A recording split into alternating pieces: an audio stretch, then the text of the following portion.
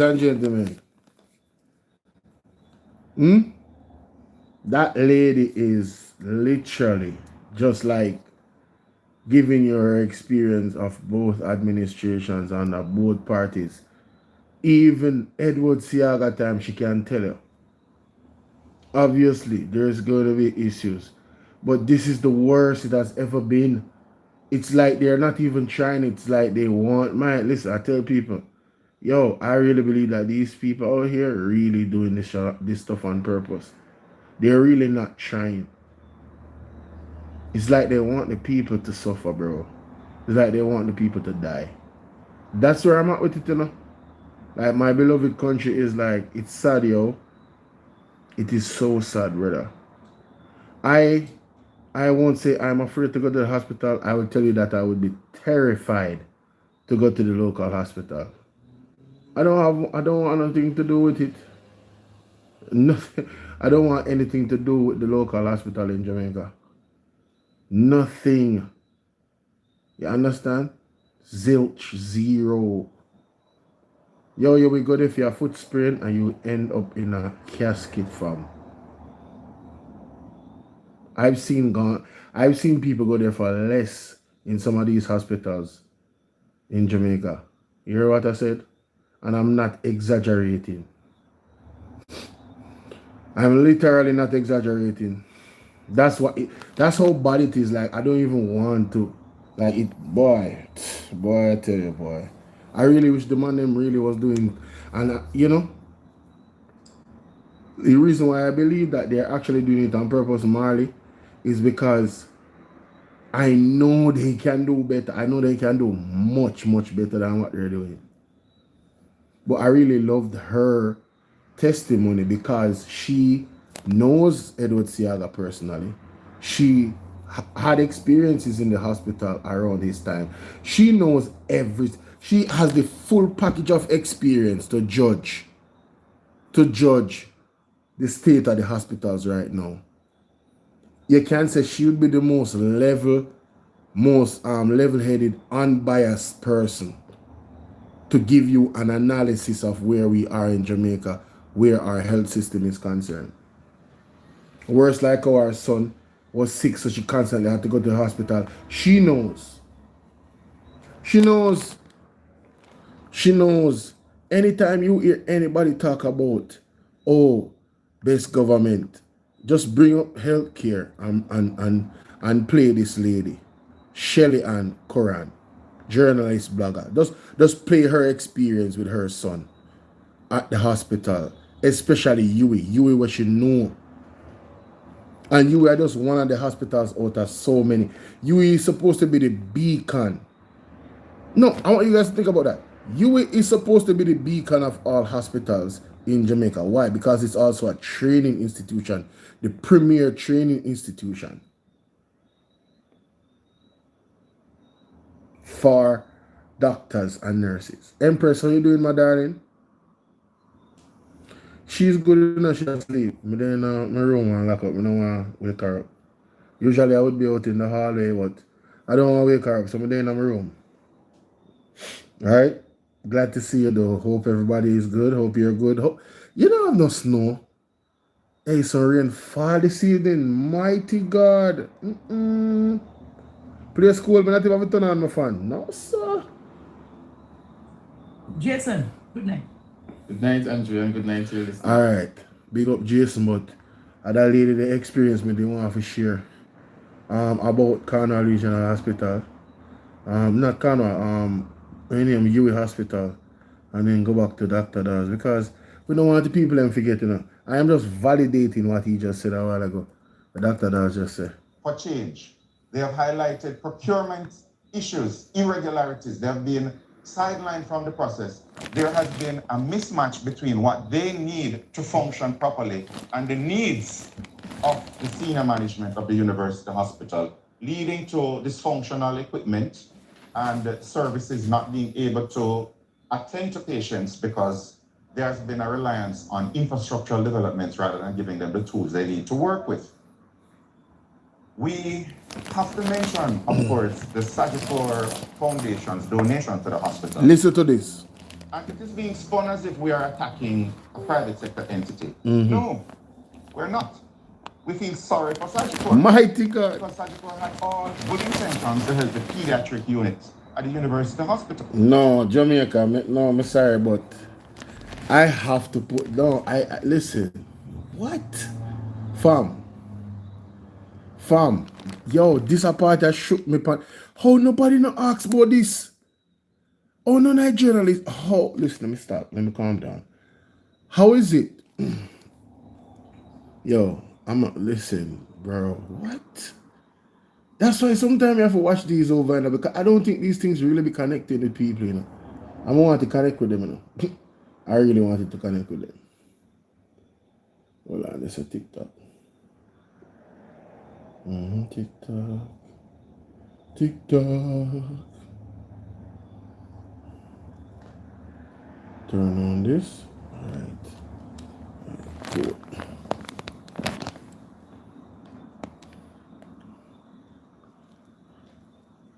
Let me see where it's at. No, we're not. There's need to work with. We have to mention, of course, the Sagicor Foundation's donation to the hospital development rather than giving them the tools they need to work with. So,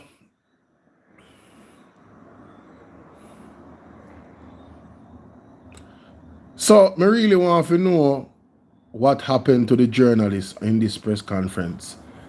How is it that none of them never actually asked any questions surrounding this topic? Listen to this, ladies and gentlemen. We have to mention, of course, the Sagicor Foundation's donation to the hospital. And it is being spun as if we are attacking a private sector entity. No, we're not. We feel sorry for Sagicor. Whoa. Because Sagicor had all good intentions to help the pediatric unit at the University Hospital. Wow. The pediatricians were very involved in the Sagicor Foundation's efforts to raise the funds. But then Sagicor was misled, hoodwinked, What? taken for a ride Whoa. by senior managers at the University Hospital who told them that the pediatric department had bought into the reallocation of the resources. So instead of the $75 million going towards the pediatric ward that it was initially earmarked for, it went towards a CT scanner purchase. And the poor organization, not knowing what was going on, went along with it. The pediatricians were basically told by some managers that they're not getting the money.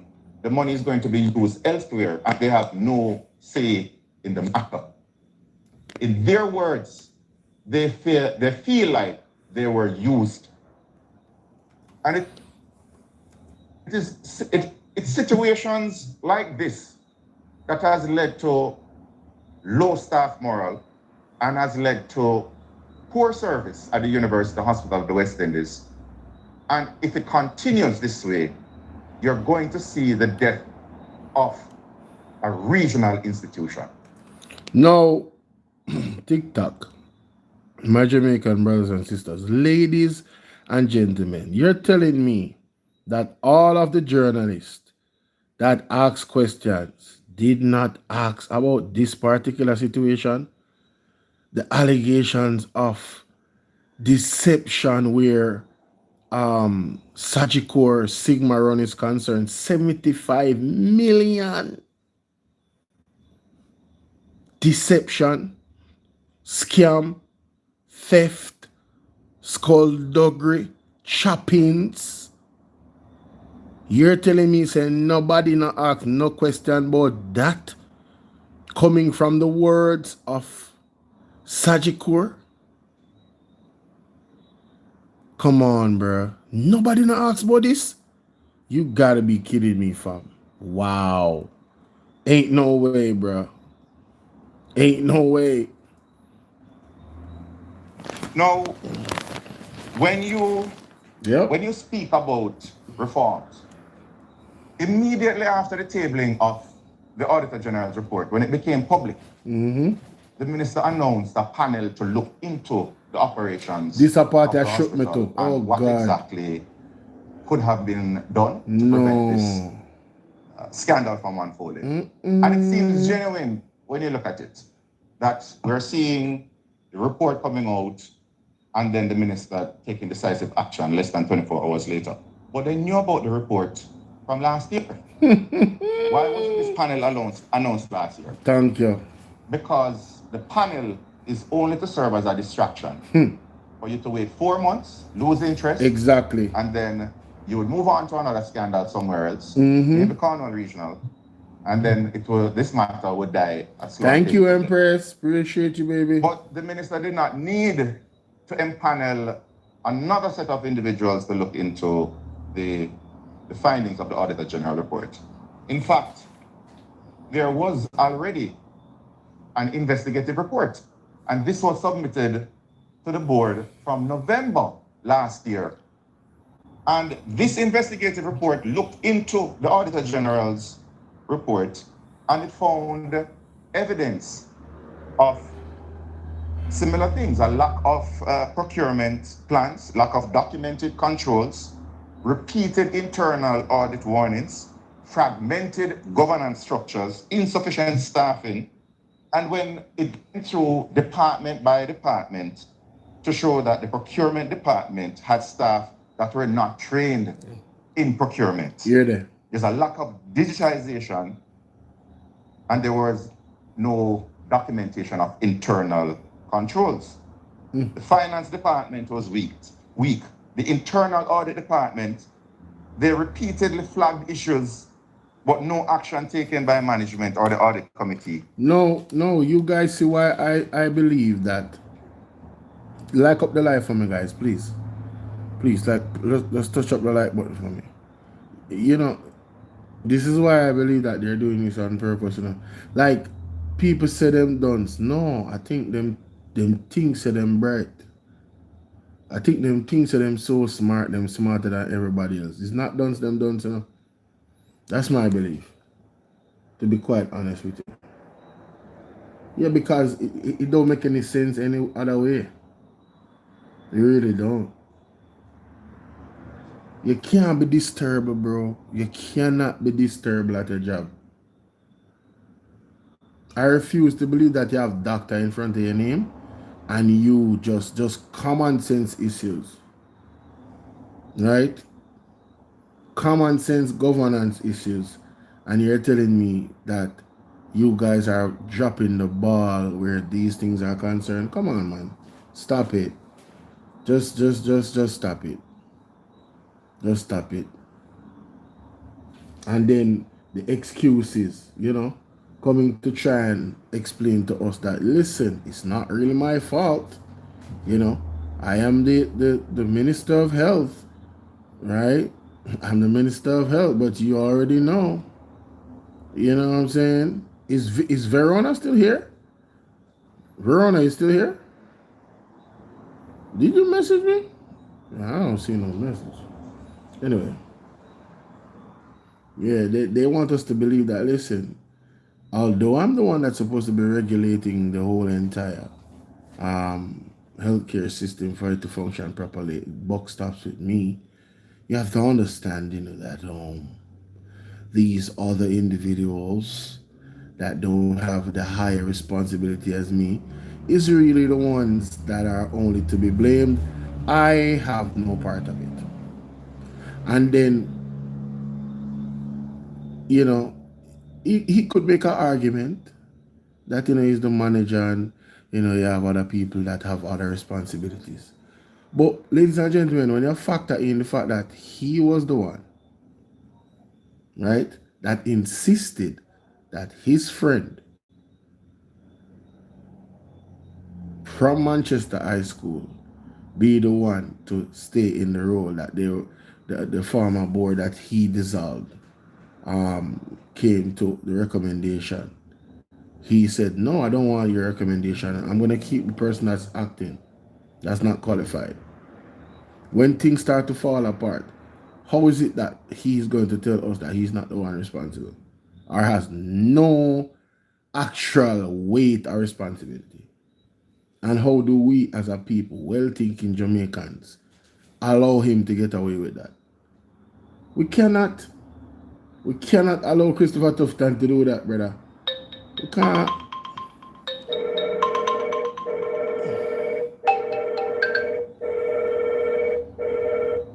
Hello. Yeah. Yo. The girl have it. You in that bar. What you mean? Bartender. Mm-hmm. Yeah, man. She did it? Well, yeah, that means she lock it up. Yeah, she have it, man. She lock it up. Mm-hmm. Yeah, man, you're good, man. Yeah. Sorry about that, guys. Yeah, but tough time. But then, you know, some things was said. Let me come on for this. Some things was said on Mystic Sensation last night. I'm telling you, I can't stop talking about it. I can't stop talking about it, ladies and gentlemen. No, man. Mystic Sensation on YouTube. What? Not this, no. He brought me. Not this. Is this? Yes, political strategies, yes. That team, I am too. Can I, boy? Do you know what they call Andrew in that family circle? But quite frankly, Philip was not working for anybody. Philip has been as a consultant. This Friday, there was information that Darrell had received 30 million in a particular bank in Jamaica account. Consultant, do this one is free to do. Why? I won't continue for too long. Yes. All I can say, they didn't get it all at once, you know. Mm-hmm. They get it over this Friday. There was then Andrew could not. That OG Empire sits on what they call Empire, told you. In sentence cannot be building up a sharper.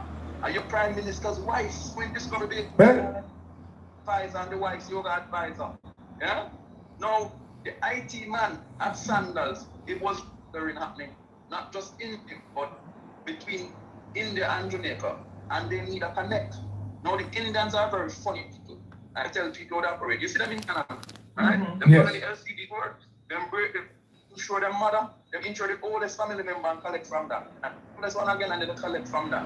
That's how they operate. Yes. They know the systems throughout the world. Yeah. So any comes through him and to find Talking about, hold on a minute, head boy. What you're talking about? You're talking about money laundering one of. these guys only realty firm that can with no issues. They those homes Hold on the head boy. Hold on the head boy. Hold on the head boy. No, sir. Really and truly, you have to get an excellent grade. By the way, so when you went to Mexico in 2019, the law is they can't for any reasons you have to present them. Yes. Remember you had Ain't talk fast enough. no, that team I am told had diving equipment when they were going. Yo, what? What the hell did I just do? Oh no. Think.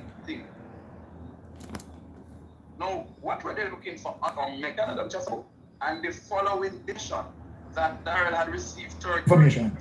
they were able to prove depending now. All not the new one, the old one. Yeah? Yes. So then to show that he had a legitimate contract with the Mexicans. Thinking it up because it's not that is not the real source of their funding. The real source of the funding was the underselling at Moon election. No, anything in that regard, and he will not be called in it. That was the confidential informant to the United States. That's why he got a special people. Rotty George. Be called in it. Hear this. Mm-hmm. And then they elected back the money. Hear that question. They didn't get it all at once, you know. Mm-hmm. They get it over a period of time. Yes. Let me ask you another question. Hey boy. You hear anything like Darrell Vaz and the extradition? No, anything in that regard, and he will not be called in it. That was the confidential informant to the United States. That's why he got a special people. Rotty George, you know. Yo, what? Only hear head boy say a while ago? Darrell Vaz is a what? Allegedly. Betting party, you hear this? Yeah, here. When he went, and he must come and deny or confirm. Is it true, Mr. Mac, that in order for you to have received your visa, the special visa you got, you have to say to the United States, give them names. I'm going to hear this. Go market it when Daryl got back his visa. And look for the captured with the Caribbean after that. Look at the drug book, brother. And then you have to find out, then you'll realize somebody's. Yo, the man said if you mark the date when Daryl Vaz get the visa and then look around the Caribbean when people start get chopped down and taken down by America. What? Yo, Jamaica, I know a real place, bro. Jamaica, I move like, say, yo, it at the center of a bad movie. Jamaica come like, say, it there one place where, yo, I want the most dangerous place on earth, brother. Jamaica not normal, eh? Jamaica not normal. Me really would have loved to hear Daryl Vaz come out and say to head boy, say, yo, you must sue him for defamation. And for tell lioness, because what he must say about Daryl Vaz, this, bro. Me I tell you, say, not even me no want it to be true. Because that show one cool, harsh reality. But what go on in Jamaica right now. And it get worse. It get worse. And the bird was singing and the canaries were high pitched. Wow. Yeah? Wow. So a lot of these activities you see happening now, right? He's not going to be touched if this Republican administration is still there. Because he still has his friend, Donald Tapia, who is very close to Donald Trump. Oh yes, because I remember that Daniel Tapia, right, was made some reference on the visa that he had gotten. Yeah.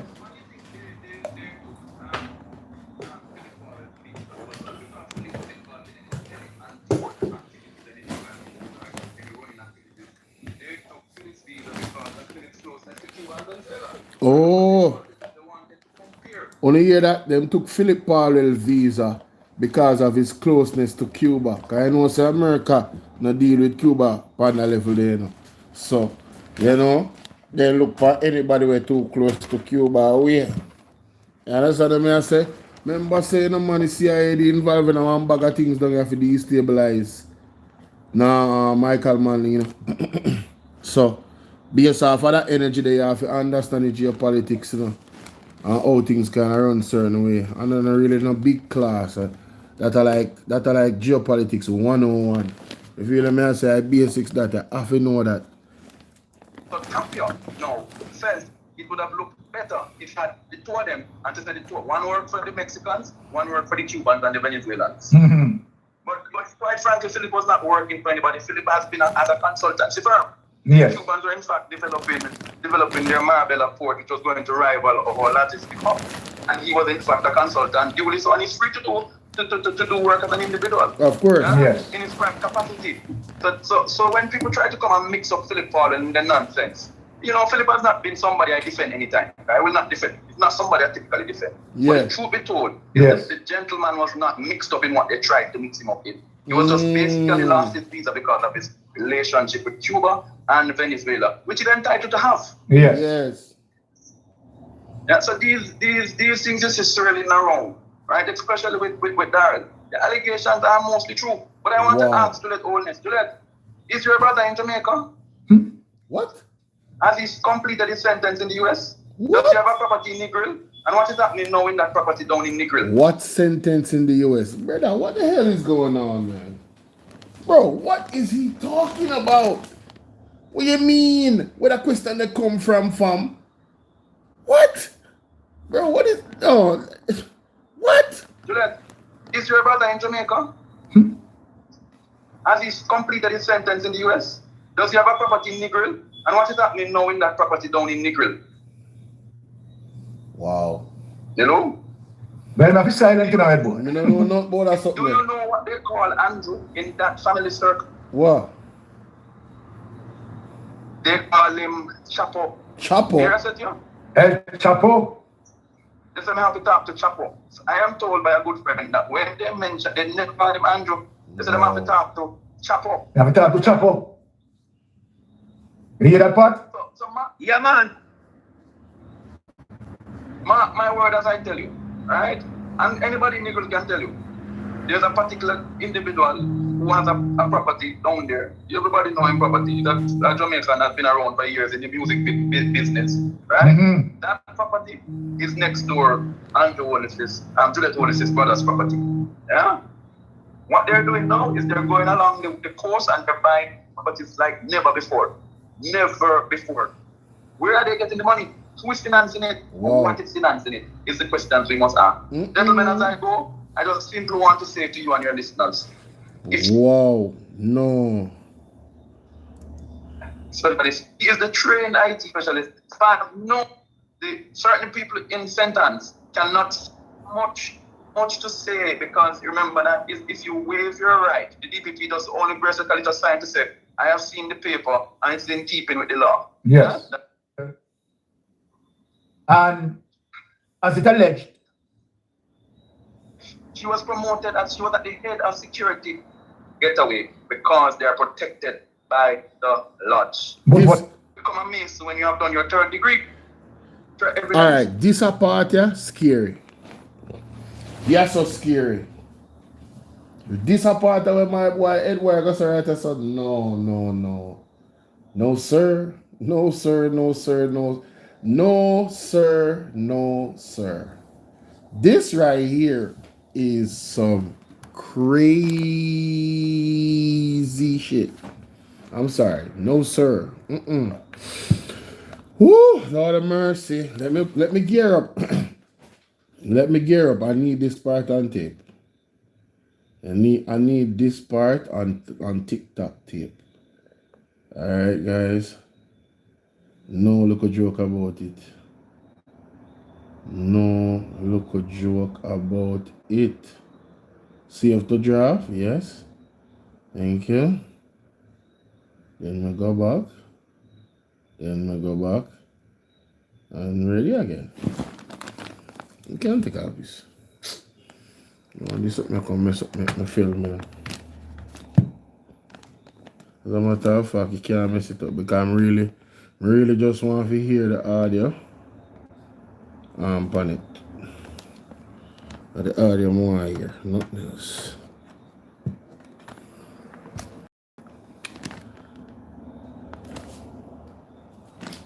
Alright, my good people. Watch out. What it looks so? Something right. TikTok are more funny.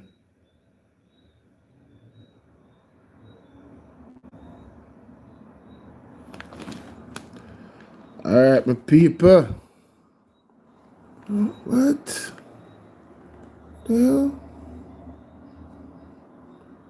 Ladies and gentlemen, we have a scary one for you, man. We have a scary one for you. Manufacture charges on people who are of high integrity, because what they're trying to do is to clip police force. So when they're finishing up, remember all the promotion again. Yeah? No one. You have seen that pattern, Headboard. You have seen that pattern. Yeah? So this attack on Mr. Cameron, a decent individual, and I find it strange. Why would you... People, listen to this. Why would you right after Mr. Cameron is reinstated, you know, come up with this fictitious charge that Mr. Cameron was involved in larceny and fraud? I want to ask, wasn't it larceny and fraud when Miss McBean, yes, McBean was there at illegitimately as the head of the police federation? What? What? To this day, we have not. She should not have been there. We don't know how she got the post, and she unceremoniously sent to Corporal Ron James. Yes. I'm simply asking the question: is the police force becoming a JLP force? Wow. But boy, it want to look exactly like that, because if you notice what they did with Corporal Ron James was utterly disgraceful, and that they politically maligned the man. And they're doing the same thing to Mr. Cameron. To Mr. Cameron. Wow. And you know, I find it strange that every time somebody opposes the last 3 police commissioners, you hear say, Them have dirt in them. This is the plant of the JLP. This is how they manufacture evidence and manufacture charges on people who have high integrity. Because what they're trying to do is to clip police force. So when they're finishing up, remember all the promotions that happened last year, imagine the commissioner promotes his well, I don't even him anti-law or him, because remember the one that was out in St. Thomas named SSP Shan, she's the baby mother of Owen Ellington. So how could you promote your auntie-in-law? Nepotism, Papa. Nepotism.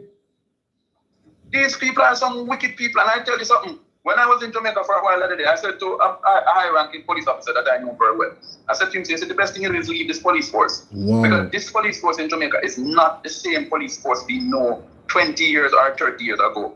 It has become nasty, it has become corrupt. And you see the three finger them are hold up? You know why them put up the three finger? Yes, I saw it, head boy. I couldn't believe it. 3 term them are celebrate. 3 term them are celebrate. It's not just the third time. You know what it is also for? Yes.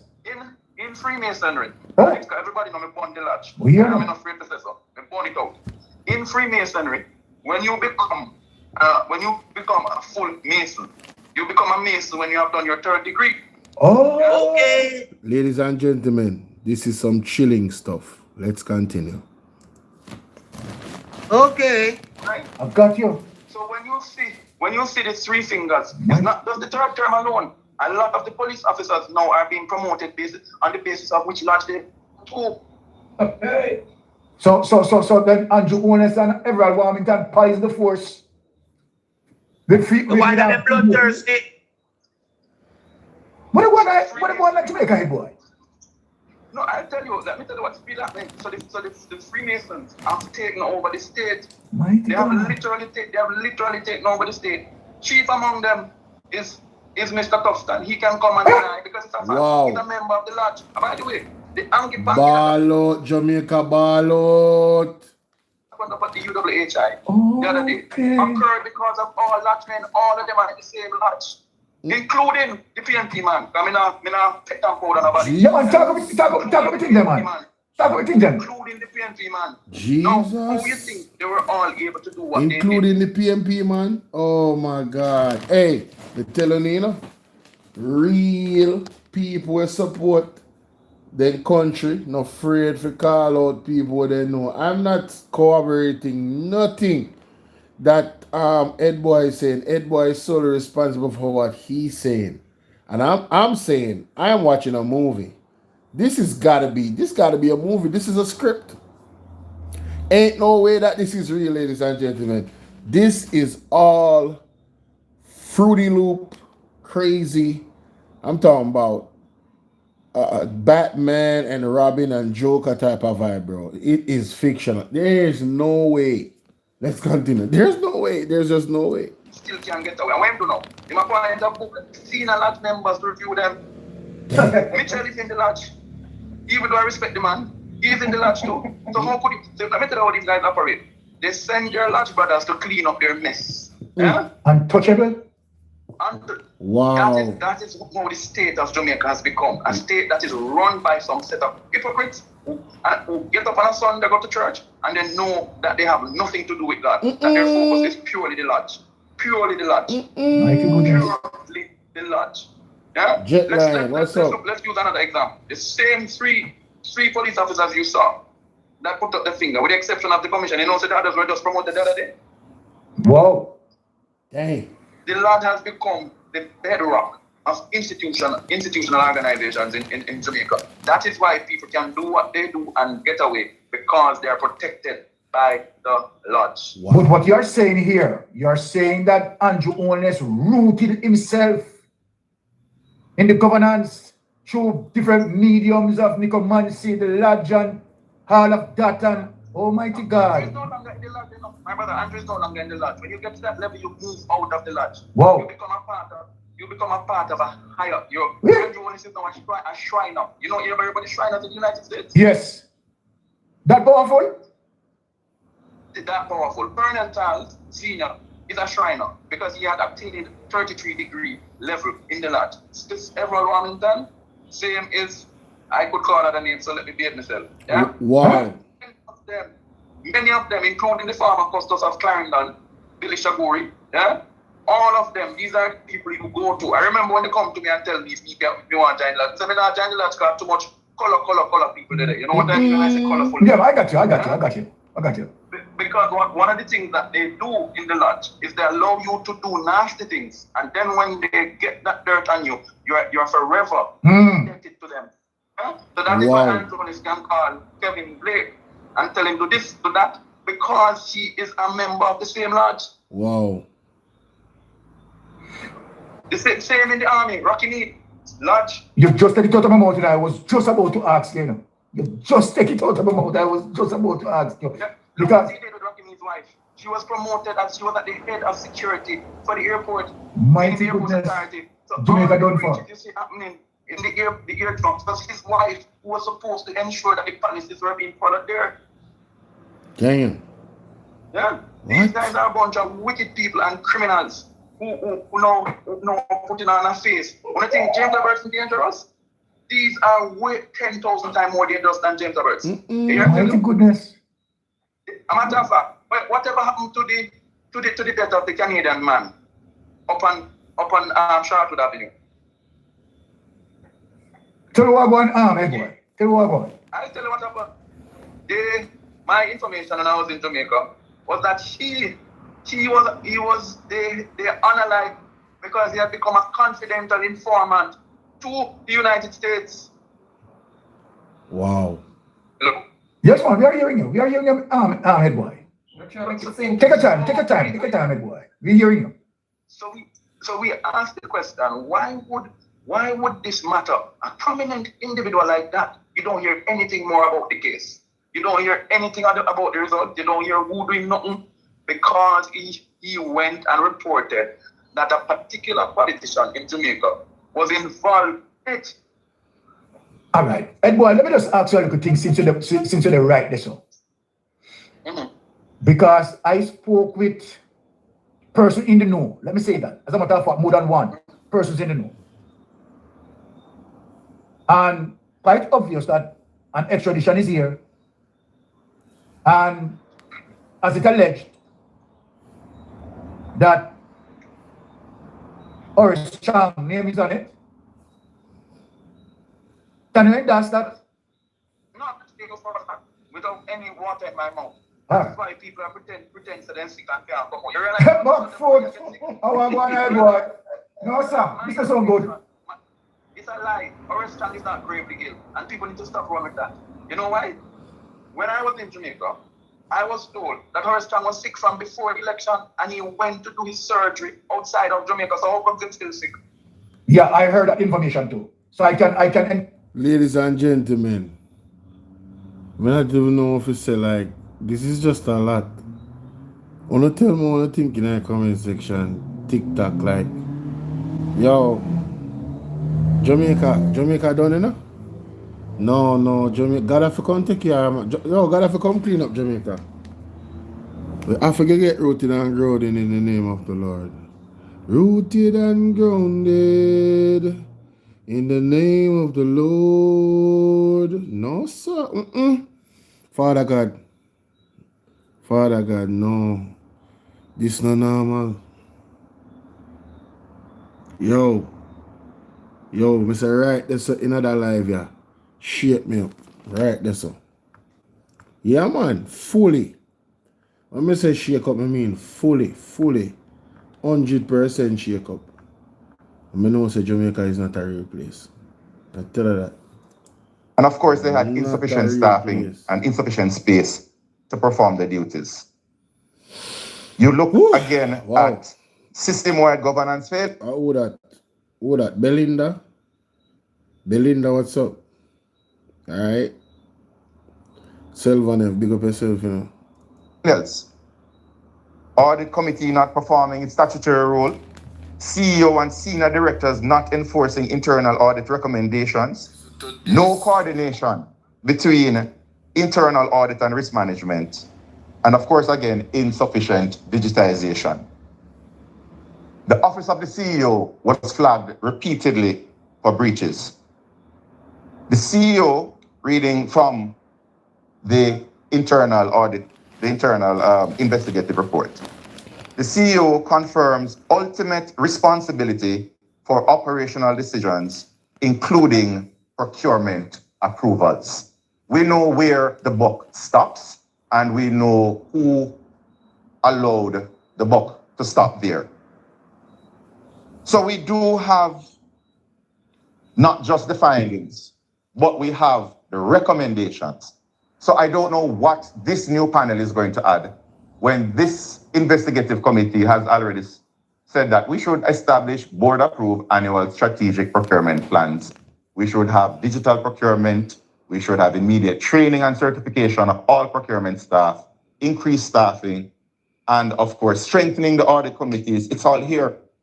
It's all here. There's no reason to have another panel. Is the minister aware of this investigative report? And if he is aware of the investigative report, why was this not made public? And why is he creating another panel instead of insisting on these changes? Again, it speaks to PR over the need and the political will for reforms at the university hospital. I'm going to close by reading something. Yes.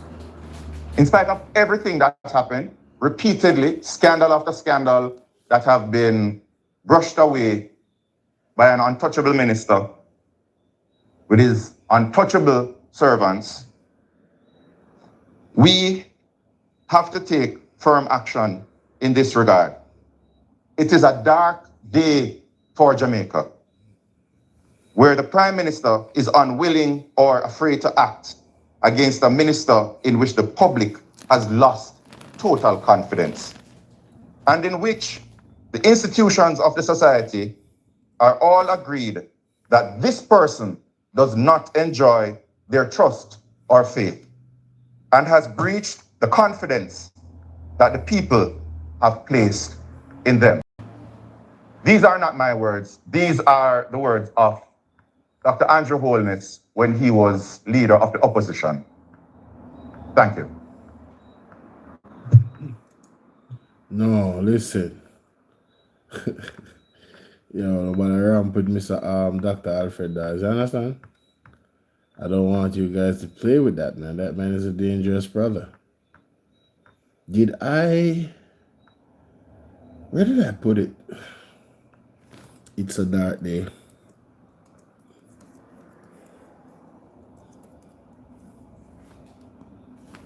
Andrew Wallace.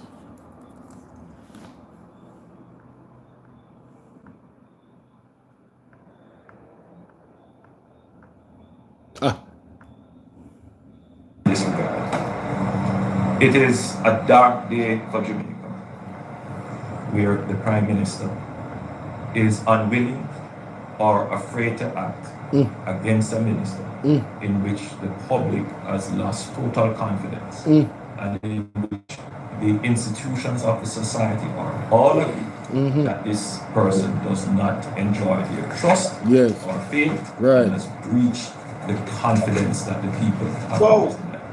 I believe that this has the potential, if it continues, to bring down the entire government.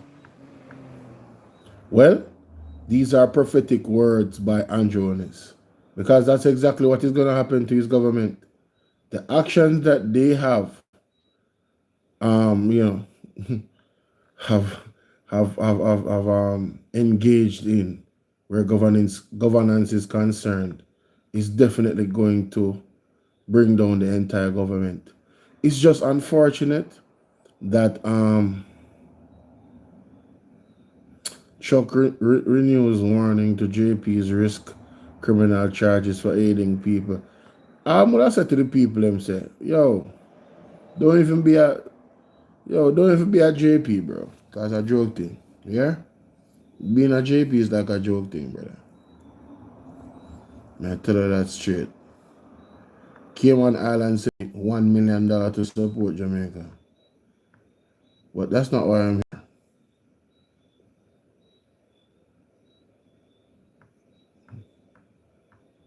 Stealing.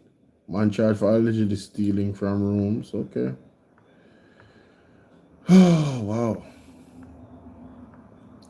Look at this, guys. This right here. Ooh-wee. This don't look good. Cubans scramble to survive as U.S. vies on island tightens in push to oust government. So Cubans are hustling to become more self-sufficient as the U.S. government tightens its economic noose over the communist-run island in a move experts say is meant to force a popular uprising and usher in a new government. A sharp increase in U.S. sanctions was already suffocating Cubans when critical oil shipments from Venezuela were disrupted. You guys see the chain of commands here, Ryan. What's up, bro? Big up yourself, fam. Right? Hey, man. Chain of events after the U.S. attacked South American country and arrested its leader. This? Keep an eye on this. Yeah, you gotta keep an eye on Cuba right now. It is real out here. Guys, I don't know how this missed me. Cornwall College football coach, wife charged over alleged cocaine bust at their home. You gotta be kidding me, bro. Yo, what the hell is going on in Jamaica, bro? Come on, man. Nah, bruh. Nah, bruh. We gotta, something is wrong, man. Something going on, bruh. Something going on. I'm telling you, something is going on. This don't make no kind of sense. No kind of sense. Somebody explain to me, please. Why? I'm not even upset. I'm just saying, how is it a coincidence that we have had the most drug buck, cocaine, we call it now, seizures, record number of cocaine seizures, and the reason why it's record number is not the amount, it's the variety of different types of Jamaicans that are being found with the cocaine from. Yo, we have CTAC superintendent. We have doctor. No, sorry, about doctor. We have other police. We have people from in the government. The two people in from St. Anne. Like, bro, the other day the man them find a policeman with how much ammunition and how much soldier, with how much ammunition and how much gun, bro. What the hell is going on in Jamaica? Somebody need to give me the goddamn memo. Cause I ain't know. This is wild. Jamaica is cold-blooded, fam. I'm talking about cold-blooded. You understand what I'm saying? Wait, did I just see? Huh? What? Yo, this be. But just see something on Facebook a while ago. Yo, don't tell me that's a human leg right there. Huh? Alright, you know what? I don't want to be sidetracked. Wow. Let me go back to the green now. Yo, what? Here's the story. Alright, so hopefully it opens on the phone so I can read it for you guys. Alright, so it says here that the St. James football coach, 56-year-old Hector Wright, and his wife, 42-year-old Jody and Coke. You know what? Me done. I got my bed. Me no want to hear nothing more. This lady last name is Coke. Stop it. What? No, me I got my bed. No, Jamaica. No. Listen, the lady's name is Joe and Coke, right?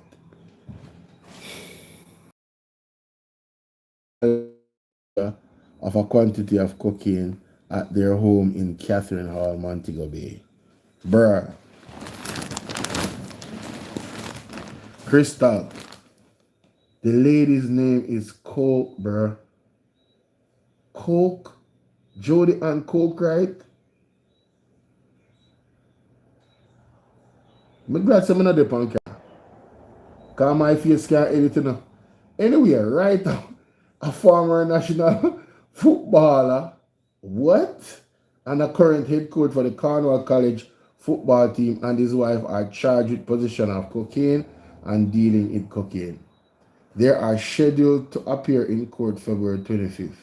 The police reported that about 1:15 p.m. on Thursday, January 29. Yo, and the other thing, another fitting, you know, some done with 7F. No, 7F, I take this thing for joke, you know. No, 7F. Yo, what is this from? Yo, listen, it says the police reported that about 1:15 p.m. on Thursday. Thursday gone, you know? 2 days ago. 2 days ago. Right? An operation was conducted at the couple's 2-story dwelling. During a search of the premises, officers discovered containers with suspicious substances. Investigators from the Firearms and Narcotics Division were alerted, and following inspection, the substances were confirmed to be more than 20 pieces of crack cocaine, according to police. Wow. Both accused were taken into custody and subsequently charged. Wright is a former national midfielder who made his debut in 1988 against Canada and earned 110 caps. Damn. He was appointed head coach of the Cornwall College football team last season, leading the school to its Ben Francis knockout final, where they were defeated 2-0 by Clarendon College. Yo, this is sad, bro. This is sad, bro. This is sad. This man had... wow. Wow, this is sad, man. Yeah, this is sad right here. Yeah, this. Yeah, this is one of them ones. This is one of them ones. Wow.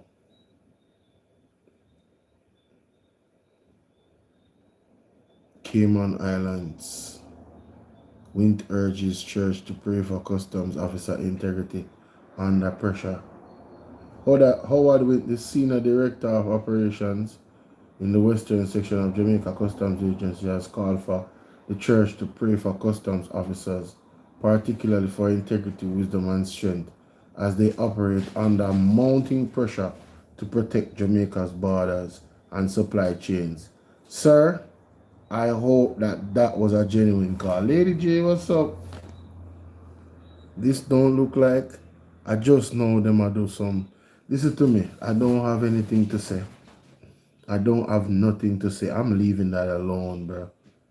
I'm leaving that alone. You understand? There's just too much going on in Jamaica right now.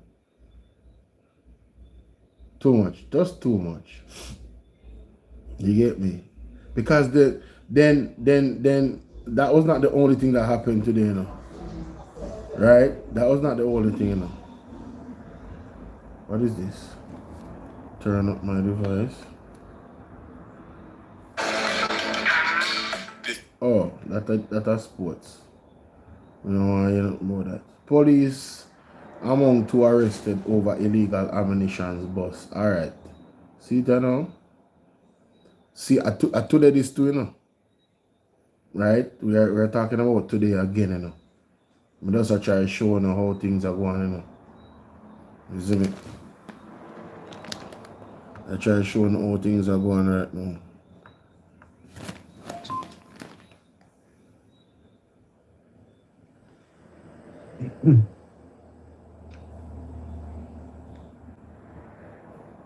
Thank you very much, Dr. Dawes. I come to this matter as somebody who was born and grew up on the university campus. My father served at the University Hospital of the West Indies for over 40 years to the date of his death. And as a youngster, I used to frequently visit Ward 17, which was the ward that he headed, on Christmas Day, giving out presents, etc.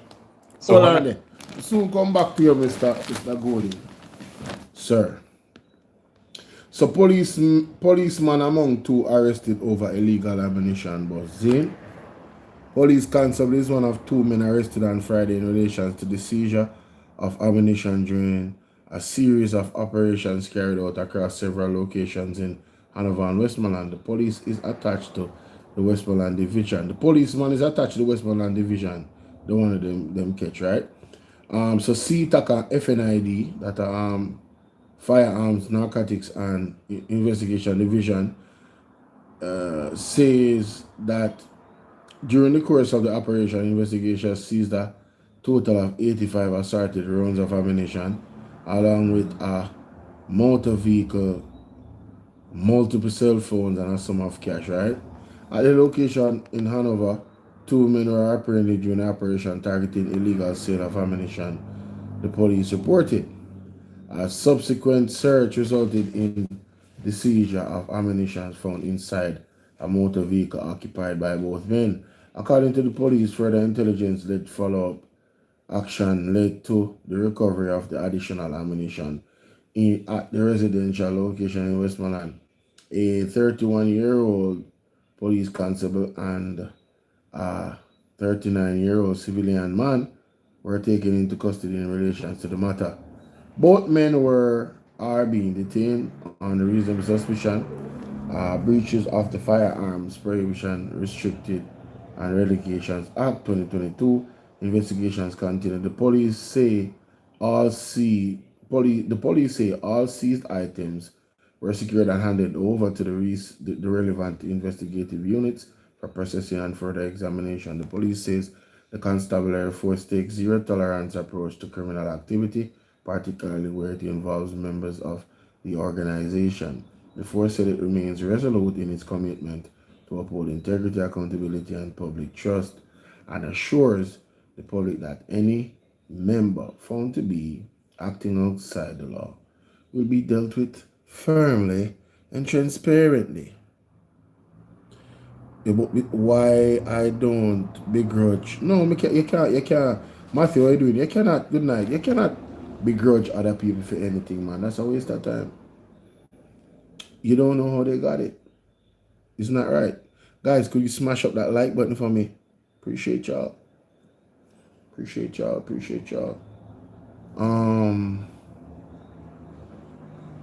Yeah, so that's another story, like, added on to the unusual types of crimes that the police is actually finding out, or actually making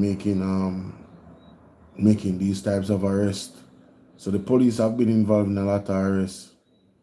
And I'm kind of wondering if these people are like the small fry in a big pool of fish, like these are just the ticky that is being caught. You know what I mean? I'm wondering if Jamaica is being pressured by the United States to actually clean up the shores. I'm just wondering. That's just what I don't know. I'm wondering, guys. But yeah, this is not even funny. There's a lot of sports activities going on. Chess and one bag or something. JPL review, Windies, campaign, and BS Sports. TVJ dominated by sportsman. TVJ dominated by sports. Hold on there.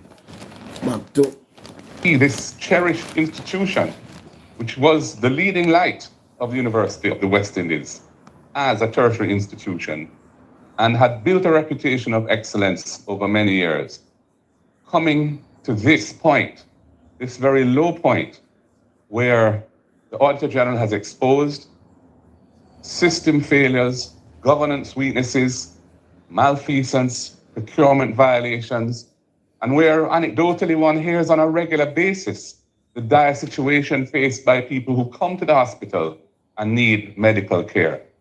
It really is a travesty, and it pains my heart as somebody who has this long-standing familial connection with the institution. This is a government that doesn't hold its leaders to account. There's no accountability within the Andrew Holness administration. No, I got it. I'm sorry. We have a I'm sorry. No, hell, no. Listen. that doesn't hold somebody. This is too much truth to be withheld. This has to be recorded. Yeah, man, definitely has to be. I'm sorry, definitely. Come on, man, stop playing with me. Oh man, who that Cashley?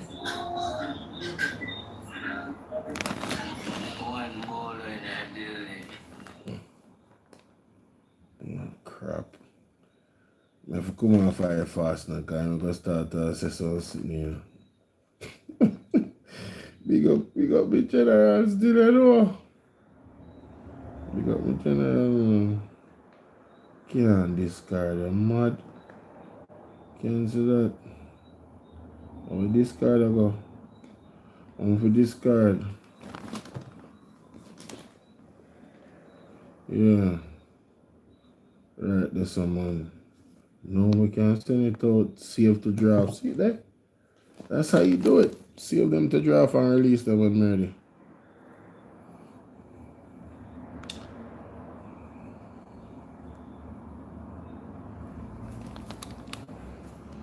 So I'm going to why TikTok I get so much problem?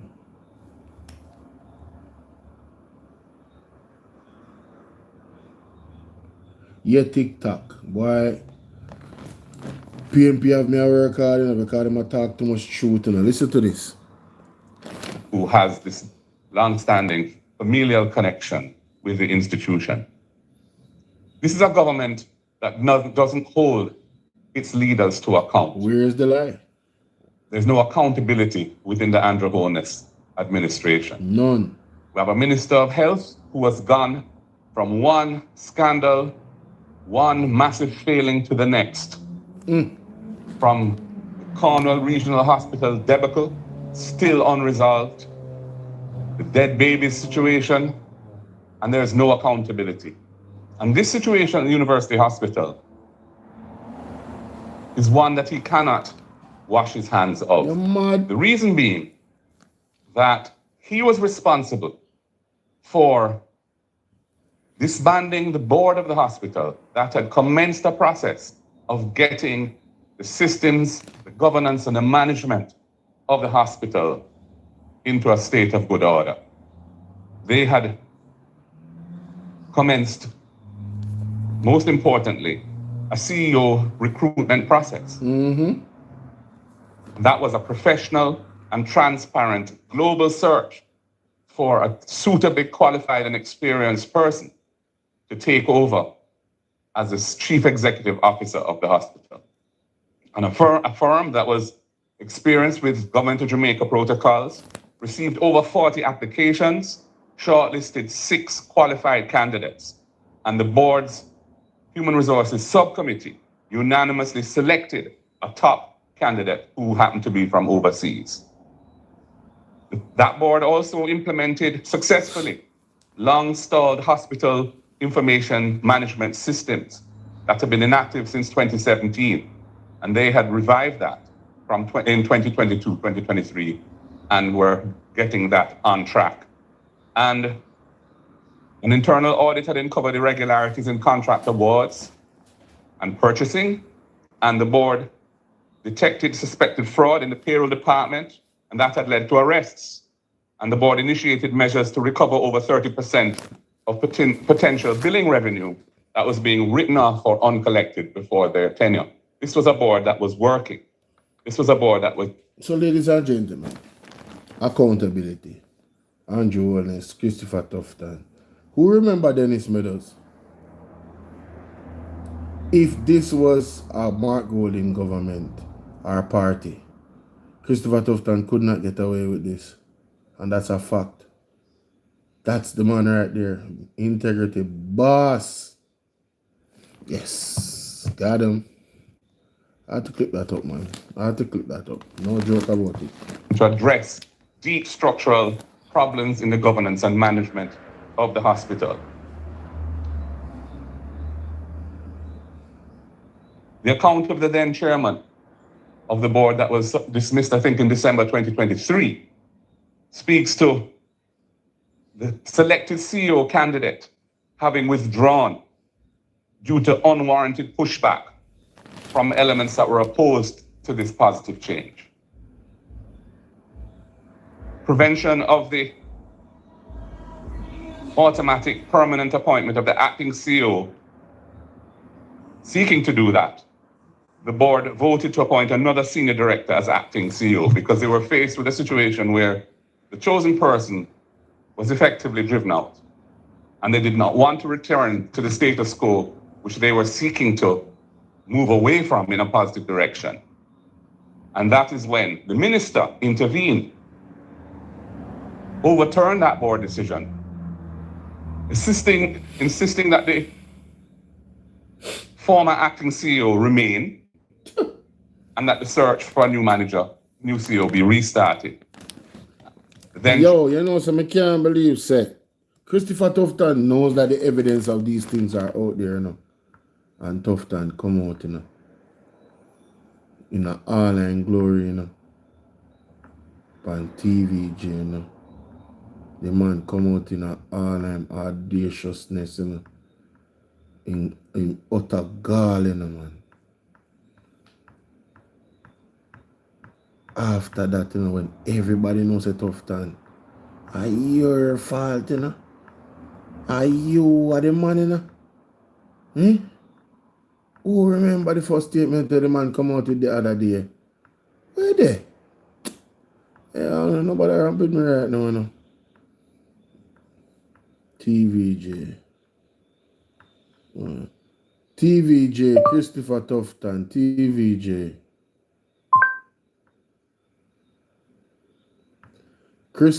Christopher Tufton, TVJ interview. No, that's not the one. Recently, me at that.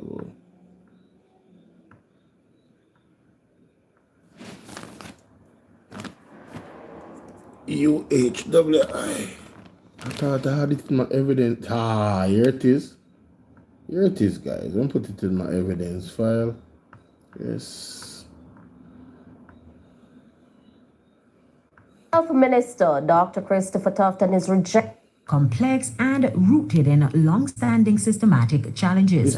Free media is filled with distractions, and unfortunately, it's an opportunity for persons to comment and to pursue their ambitions. So Christopher Tufton have a problem with people having an opportunity to comment. If you just vote and shut up when them at work here, Jamaica. Yeah, man. Anytime them going up power until they need you again, shut your mouth. Because it's unfortunate that you should have an opinion. It's unfortunate that you should have an opinion about the runnings of your own country. It's unfortunate. Jamaica. It's unfortunate. Wow. Wow. Wow. You see how these people think of you, Jamaica? But I don't know why people actually even gave Christopton the thought of and gave him the nod and vote for him. I don't even understand, bro. Anybody that genuinely voted for Christopher Tufton had to be like his family members. Same thing with Andrew Willis. Like anybody, like if it's not that, at the $5,000 and the $10,000 and the box of chicken and the rum and the boom, like that has to be what you sold out for your belly, just like what Peter Chambers said. Yo, cause it don't make no sense. In the pandemic, the man tell the people and say, if you want water, take the juke. I was like, yep. Why would you think me dub him the Bill Gates of Jamaica? I don't know if anybody else is saying that, but I'm going to keep saying that. In my opinion, and not my opinion, I call Christopher Tufton the Bill Gates of Jamaica. Maybe the Caribbean. Who knows? Real talk. Dr. Tufton says those responsible for procurement are the ones who should be held accountable. You hear that? He's not to be held accountable, you know. He is not to be held accountable. For example, you have a development program for the listen, I University don't want to of- hear the shit he's going to say out of his mouth. I just want you to understand that he thinks that he's not responsible. And it's only the people that do the procurement. Who hired them? Who hired the people that made... Listen to this. And an internal audit had uncovered irregularities in contract awards and purchasing, and the board detected suspected fraud in the payroll department, and that had led to arrests. Yeah, And the board initiated measures to recover over 30% of potential billing revenue that was being written off or uncollected before their tenure. So, Tufton, Christopher Tufton, come to the front of the class. Give me one good reason why you would dissolve a board that was getting back our money and holding people responsible, even to the point of them being arrested. I just want to know, bro. I just want to know, how are you not responsible for the state of healthcare in Jamaica right now? How do you recuse yourself of responsibility? How? In a which world? Brother. This was a board that was working. This was a board that was seeking to address deep structural problems in the governance and management of the hospital.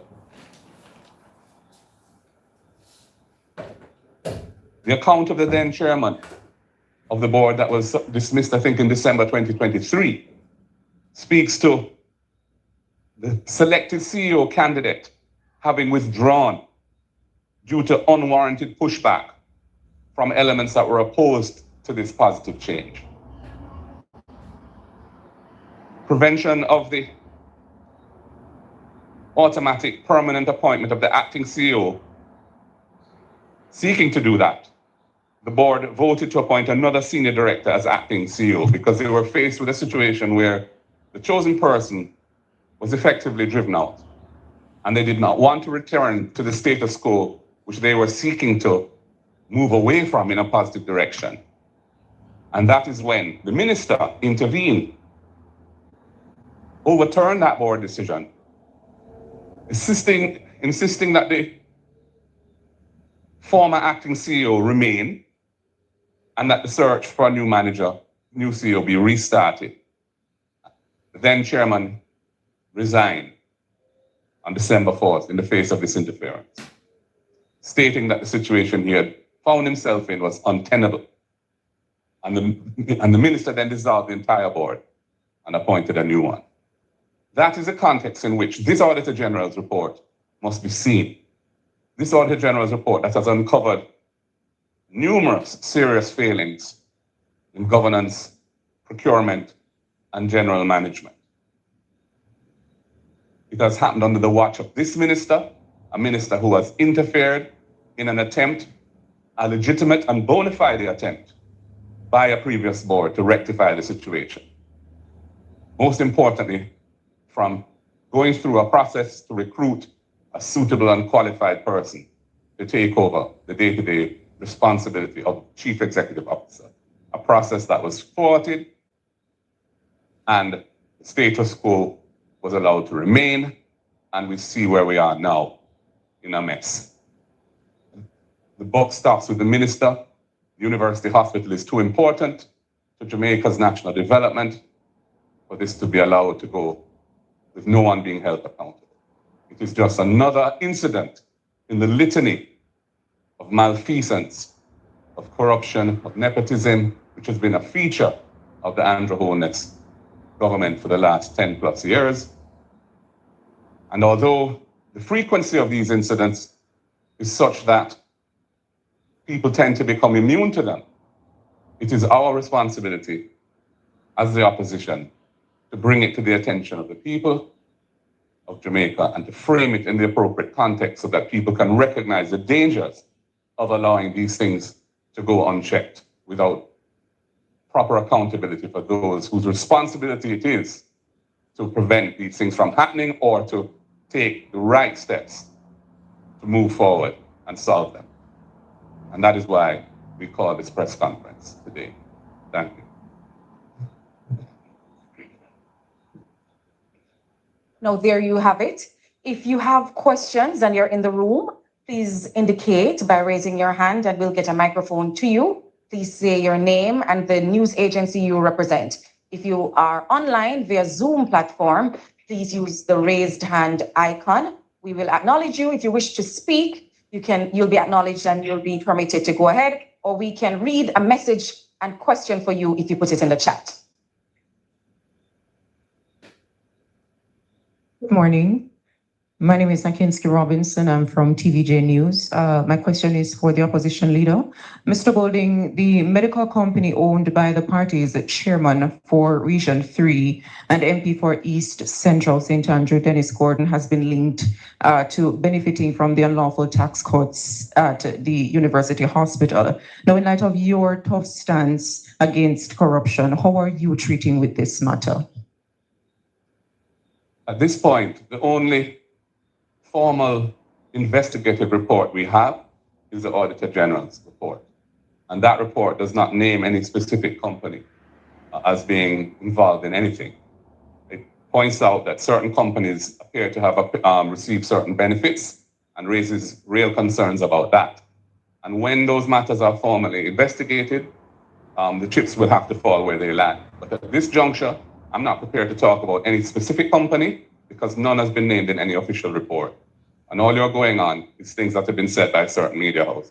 And I don't want to engage in that.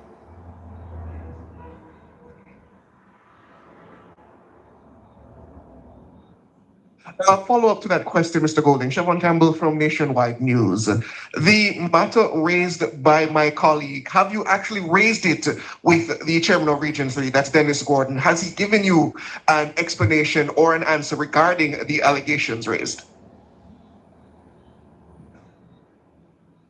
First of all, I just want to wish your CEO, I assume he's your CEO, your leader in Nationwide, a speedy recovery from his recent health challenge. I hope he recovers well and quickly. And in terms of your question, I've had discussions with the person to whom you referred. Those discussions are not matters that I would disclose the details of. Suffice to say, he knows my position because my position is not new. And he agrees with my position that chips must fall where they lie if there's anything in any kind of allegation. But at this juncture, he has maintained that he has done nothing wrong. And I have no reason to doubt that because I haven't seen any official investigation, any official report suggesting otherwise. And I'm not prepared to engage in any speculative chase after any individual, which is just based on rumor or based on conjecture or based on information, the source of which we have no knowledge of.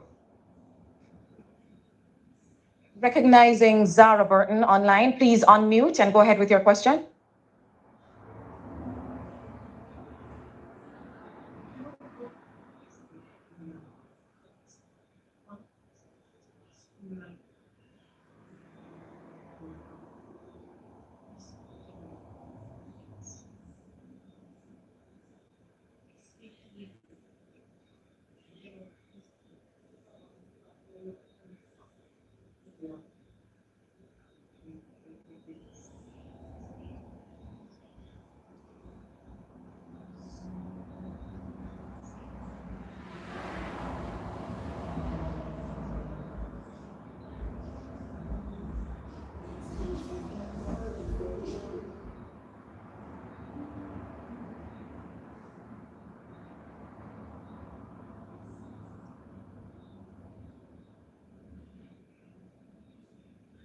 Ms. Burton, if there has been any instance of taxes or duties that are properly payable having not been collected because of the way in which things were done, and those things were an improper situation, then those taxes should be collected and whatever sanctions are appropriate should be imposed. I really have nothing further to say on it than that.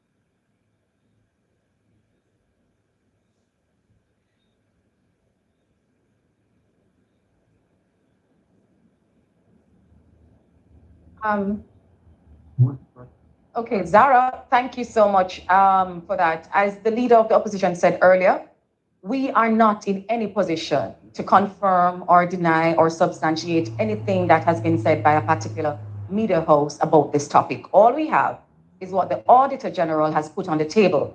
The Auditor General's document has not named the company you sought to name just now. We would not be irresponsible to bring information and speculation to the table right now without further, because that is injurious to all parties involved. As the leader said, his principle and the principle of the People's National Party is that the chips will fall where they lie. All parties are aware of this position. Please go ahead with your question, Siobhan.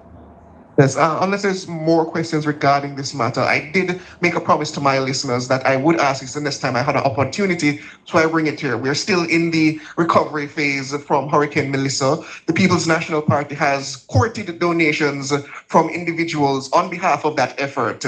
Is it the intention of the opposition to make available to the public what has been collected in terms of the quantum and what that sum has been used for in the spirit of accountability? Well, the People's National Party has always been very transparent and open with our financial accounting. Annually, that is published, audited financials, and I'm certain that this will form part of that process. In the meantime, we urge the government to be transparent and candid and to tell the nation what they've done with the millions they've raised in the name of Jamaica to build back constituencies, such as South St. James. We're still waiting to get some of that. So yes, we have put in place a structure. We created a new structure after Melissa with a National Disaster Risk Management Committee within the party.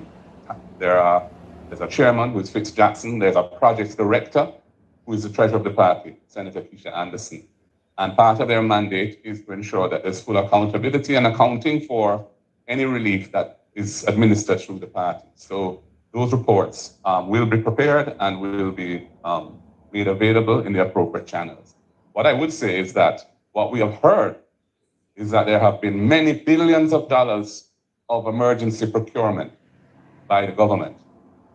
Emergency procurement means that there is no proper tendering and you don't know whether you're getting value for money. Now, I'm not saying that the circumstances didn't warrant using that procurement methodology. What I am saying is that the accountability for those resources becomes all the more critical.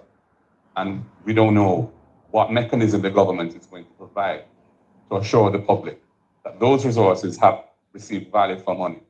I remember arriving in Black River a few days after Melissa, and I saw a member of parliament, not from St. Elizabeth, on a street corner.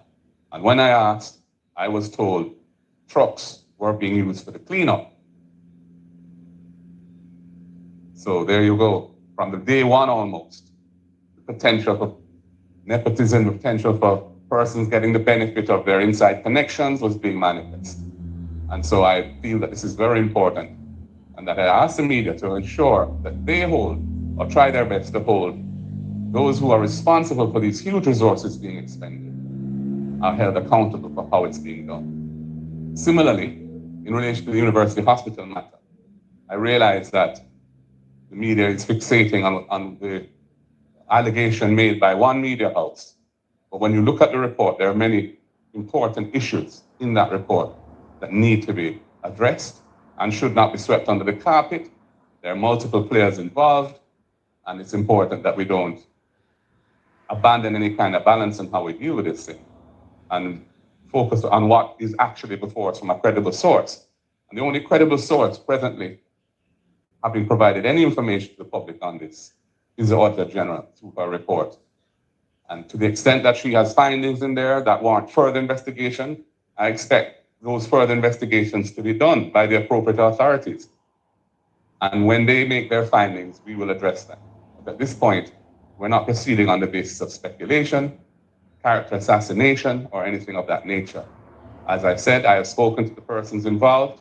They have given me certain assurances, and at this juncture, I'm waiting to see how the matter develops in light of the report that we have, which is an Auditor General. Recognizing Janella Precious. Please unmute and go ahead. Thank you so much. Okay.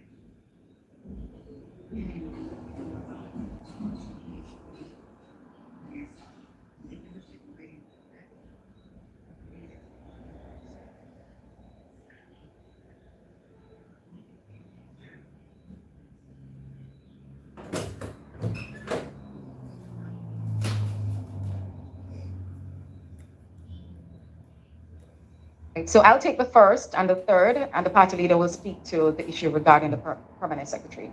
So I'll say again what has been said by Mr. Golding, and that I repeated. Mr. Golding had conversations with the named individual. He was given certain assurances. Mr. Golding also conveyed to the member in question that the party's position is, as is Mr. Golding's, that the chips will fall where they lie. With respect to the third question, today we are discussing a national health crisis that has the potential to derail the health conditions of many mothers, children, lots of people who are sick and needing health care.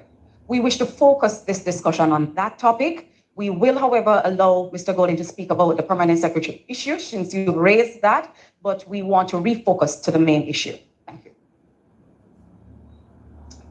Yeah, I mean, Janella, your first question was already answered. I don't see the need to repeat what I said before. In terms of where the chips lie means, that would depend on what the chips are. I can't speculate at this point as to what may or may not arise. On the third question, I'm here, I'm doing the party's work, and we're going through a process of appraisal and making the necessary organizational decisions so that we will get past the line next time. We were very close last time. If you add up the 4 seats that we needed to form government, and the total margin of adding up all 4 seats between the parties was 1,097 votes. That's how close this election was. So we have a lot to be encouraged by, and we're going to be doing the necessary things that we need to do to make sure that next time around we cross the tape first. In terms of the second issue, my concern is that the permanent secretary in a ministry is a very senior position in the civil service. That person is the administrative head of the ministry. It's a permanent secretary. It's a permanent position that lasts for the career of that individual normally, once they're appointed, the rest of their career. And our tradition and our expectation is that the persons who hold those positions are not politically connected, are not known to have any kind of political affiliation or connection, because they have to serve successive administrations. That's right. And must command the trust and confidence of the government of the day, which will change from time to time in a democracy such as ours. And that is the reason why I objected to this. Operate like it's not a democracy. They are operating like we have this lock, 4-term loading. No matter what the PMP do, they can never win another election, because somehow we the JLP have everything locked. You remember when Desmond Mackenzie said that they would not surrender Jamaica to the BNB? It sounded like they were ready to go to war, though. I'm telling you something, man. These journalists that came on this, they should be ashamed of themselves. None of them, although you couldn't hear Zara Burton's song. Question, sorry. None of them had the integrity enough to answer the question. As a matter of fact, none of them had the integrity enough to ask the right questions in terms of what was being talked about. The man them all reach a Kedisha. Like, you see, if they had asked questions that was relevant to the topic at hand and what was being spoken about at the press conference, I could understand them adding in Khadijah, Campbell, Rochester. I could understand that. That is an issue still about. What are we here talking about? And you see, Queen of the South had to check them twice, in terms of the questions they asked, Right? She had to check them twice.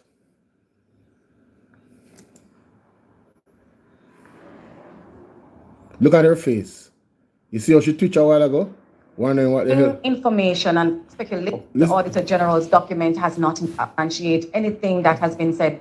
So much for that. As the leader of the opposition said earlier, we are not in any position to confirm or deny or substantiate anything that has been said by a particular media host about this topic. All we have is what the Auditor General has put on the table. The Auditor General's document has not named the company you sought to name just now.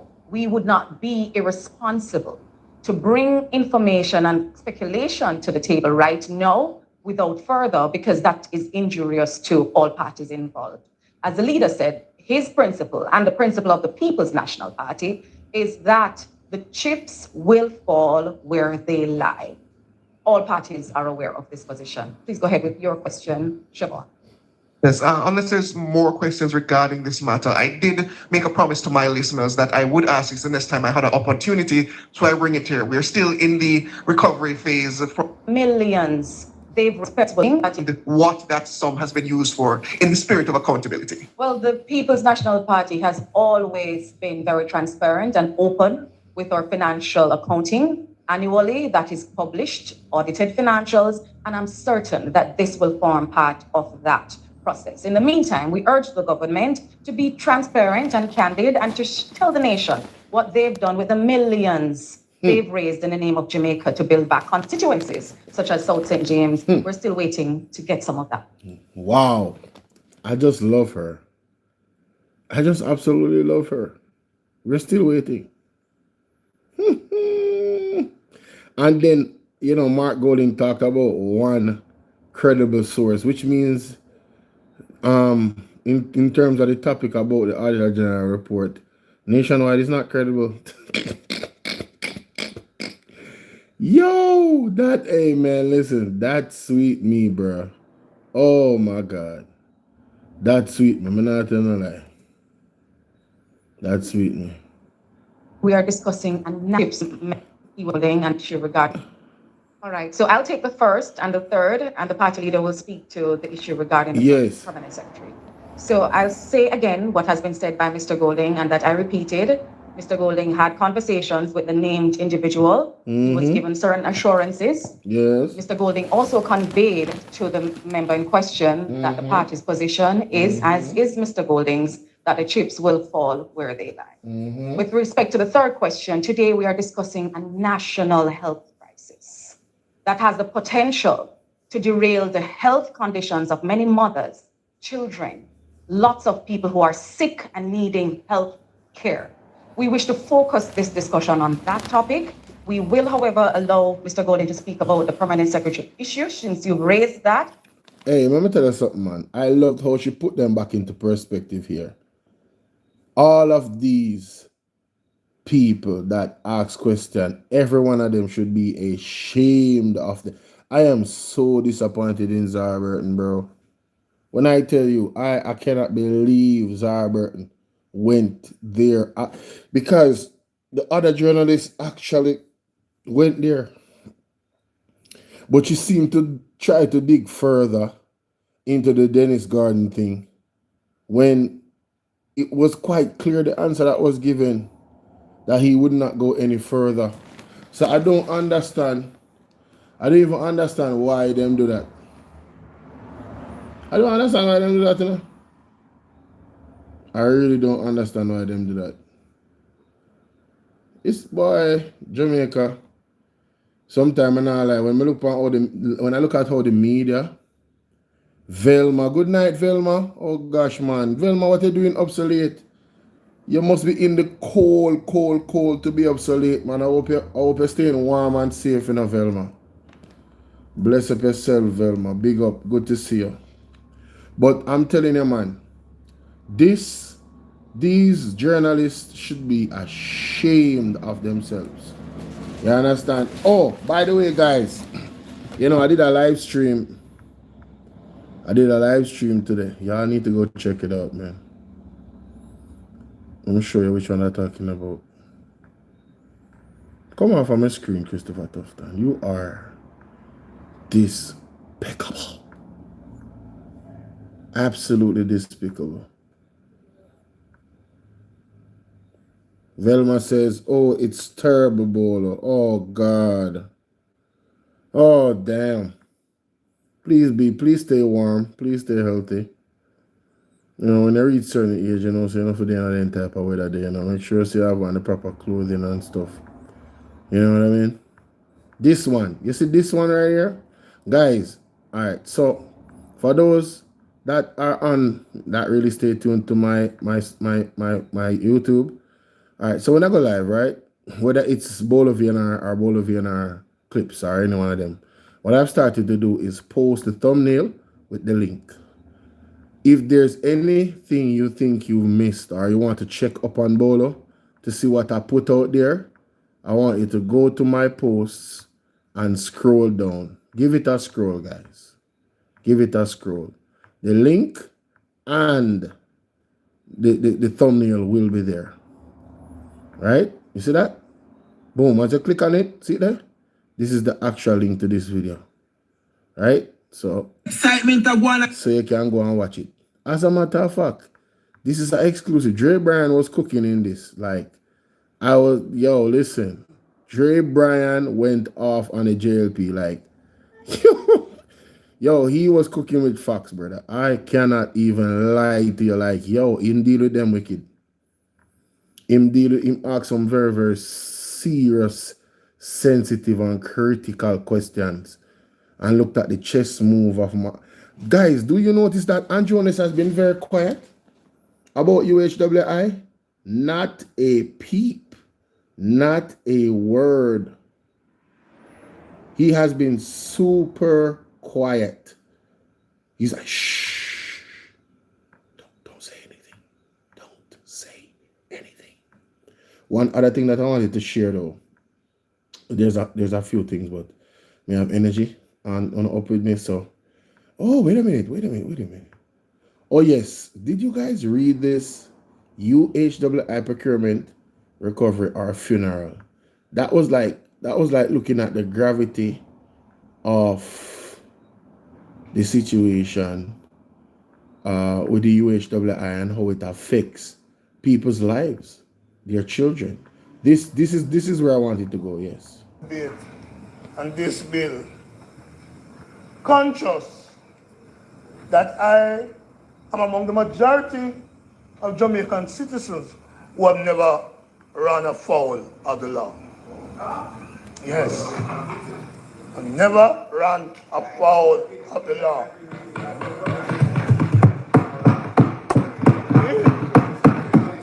In my 72 almost years on this earth, I have never been convicted, nor have any need for expungement. But I'm going to deal with that frontally and expose your hypocrisy. That's what I'm going to do. So, President, it's against that background that I support the need for those of our citizens who may have infringed the law and been convicted to be given a second chance. Let's be clear. A second chance was given on Calvary, where the old rugged cross was not alone. There were others on the hill in Calvary who had offended. But the redemptive approach was evident long before we got independence, long before we were even discovered by Columbus. Point I'm making is that it's part of our human nature to forgive, to redeem. And I say that because every October we teach our kids about our national heroes, and outside of October too. But I've said it before in this Senate, and I'm going to repeat it. Of the 7 national heroes, 4 were convicted. Wow. Sam Sharp. Wow. William Gordon. Paul Bogle. Wow. Marcus Garvey. And a 5th was charged for manslaughter, Alexander Bustamante, and tried. I make the point that we praise our national heroes, rightly so. Rightly so, rightly so. I wish germs that are talk about context matters. I wish germs that in the background that talk about context matters. The conviction of all the I was here when it happened. I was here when it happened. Point I'm making is that it is natural for us as Jamaicans to be forgiving and to recognize that that is the reality we face as a nation. And I hear my friends on the other side saying, context matter. And I thought about that. Let me share some with you about context matter. In 1971, 72, I played football for JC. At the time, we have the pictures, but at the time, President, Hugh Kraskill described the fearless defender that I was. The term he used for me was chopper. That is in 72. If today I'm called a chopper, it's a different context. So I recognize the conviction of our heroes took place in a different context, but they were convicted. And as I said, 3 were executed, lost their life, paid the ultimate price. So much, Minister Dixon, that famous letter from the prison cell of George Gordon Williams must never be lost on our students, with the letter to his wife from the prison cell. And I make that point because one of the songs that I grew up, and you grew up, President, enjoying was a song which was entitled simply by 4 digits, 5446. That's my number. That's 2 centimeters. In 2014, we passed legislation to expunge convictions like those for Toots and others. And some minister, and I think you, Senator Fitzgerald, spoke about people being blighted by conviction for ganja. We dealt with that in 2014. Senator Sinclair had a difficulty because he felt it was too rigid. And I know you're going to speak now. Let them know. One mark. But you have not come here to ask for abolition of the 3rd schedule. You are tweaking it. I recall you moving a resolution in the parish council in St. James about that. She's going to amend the legislation. So I start with that. But President, I can't end without pointing out to my friend, Senator Fitzgerald, that it's one thing. Yeah, man, cheer for Manchester United. It's one thing, correct?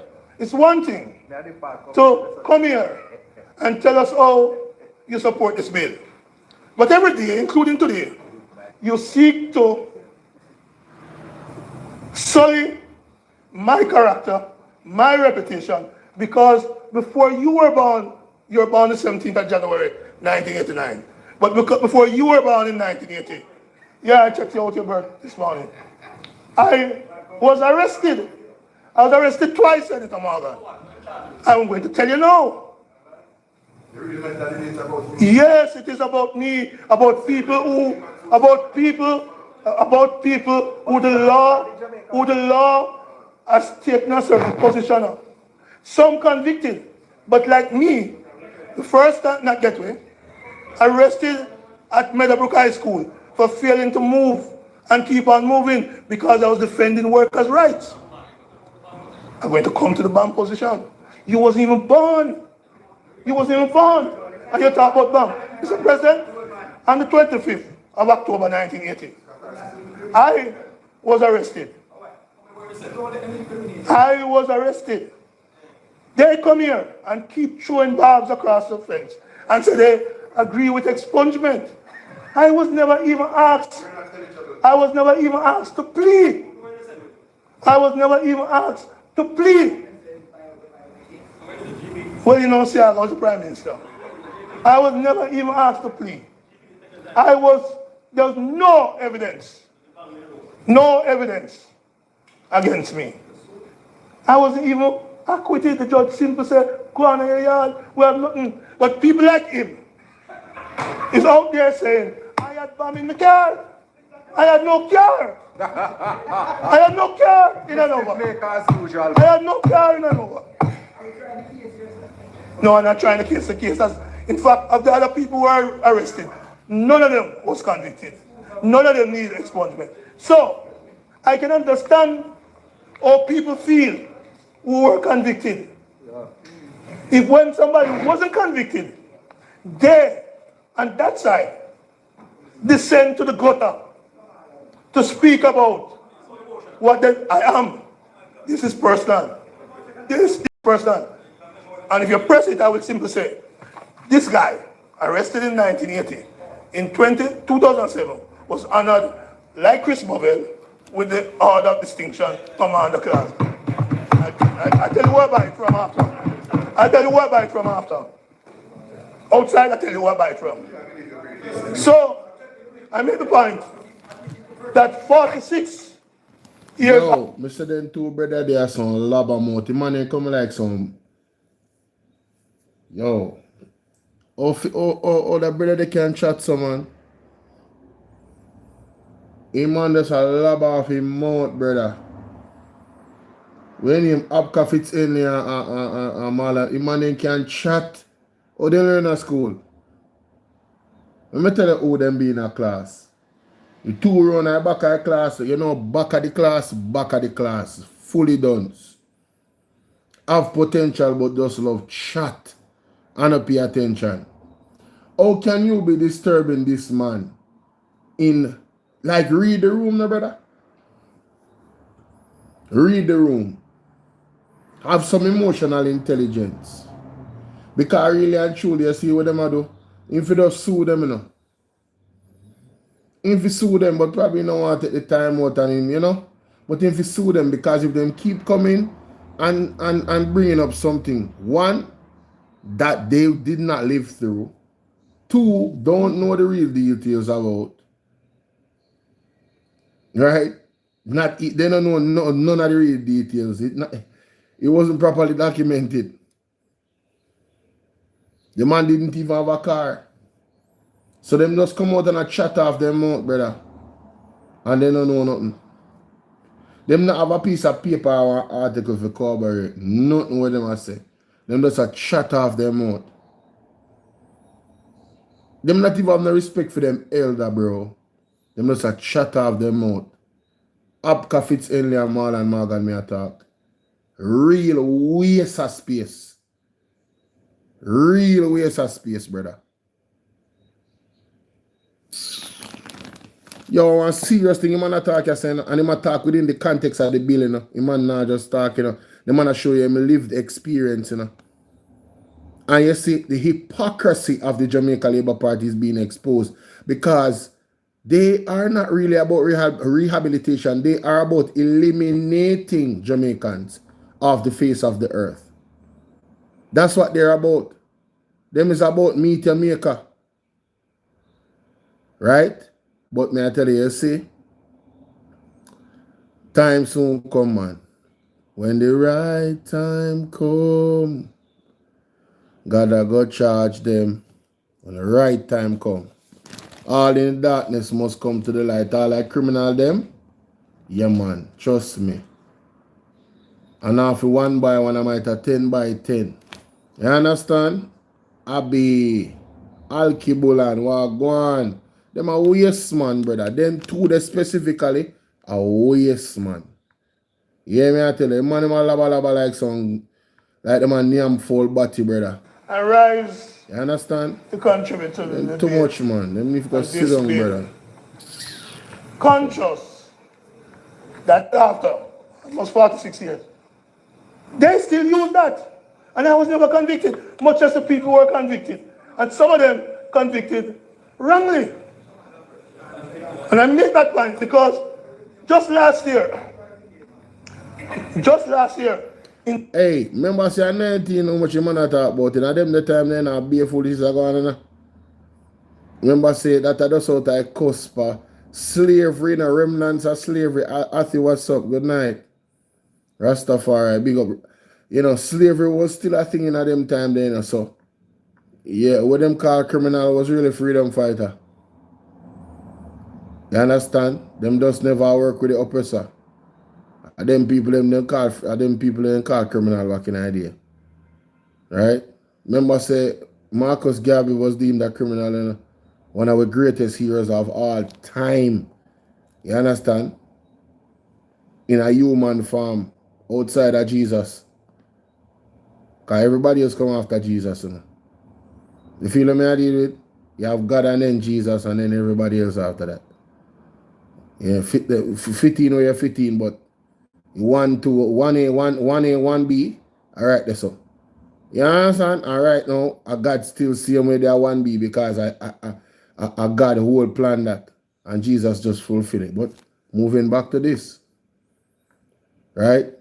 It should be interesting to see when the bangarang expose of these people nastiness in the JLP and what they're involved in.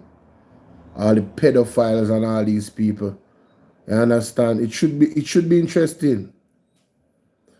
Vernon Mitchell Wagwan. Blessing, you know. Let's continue.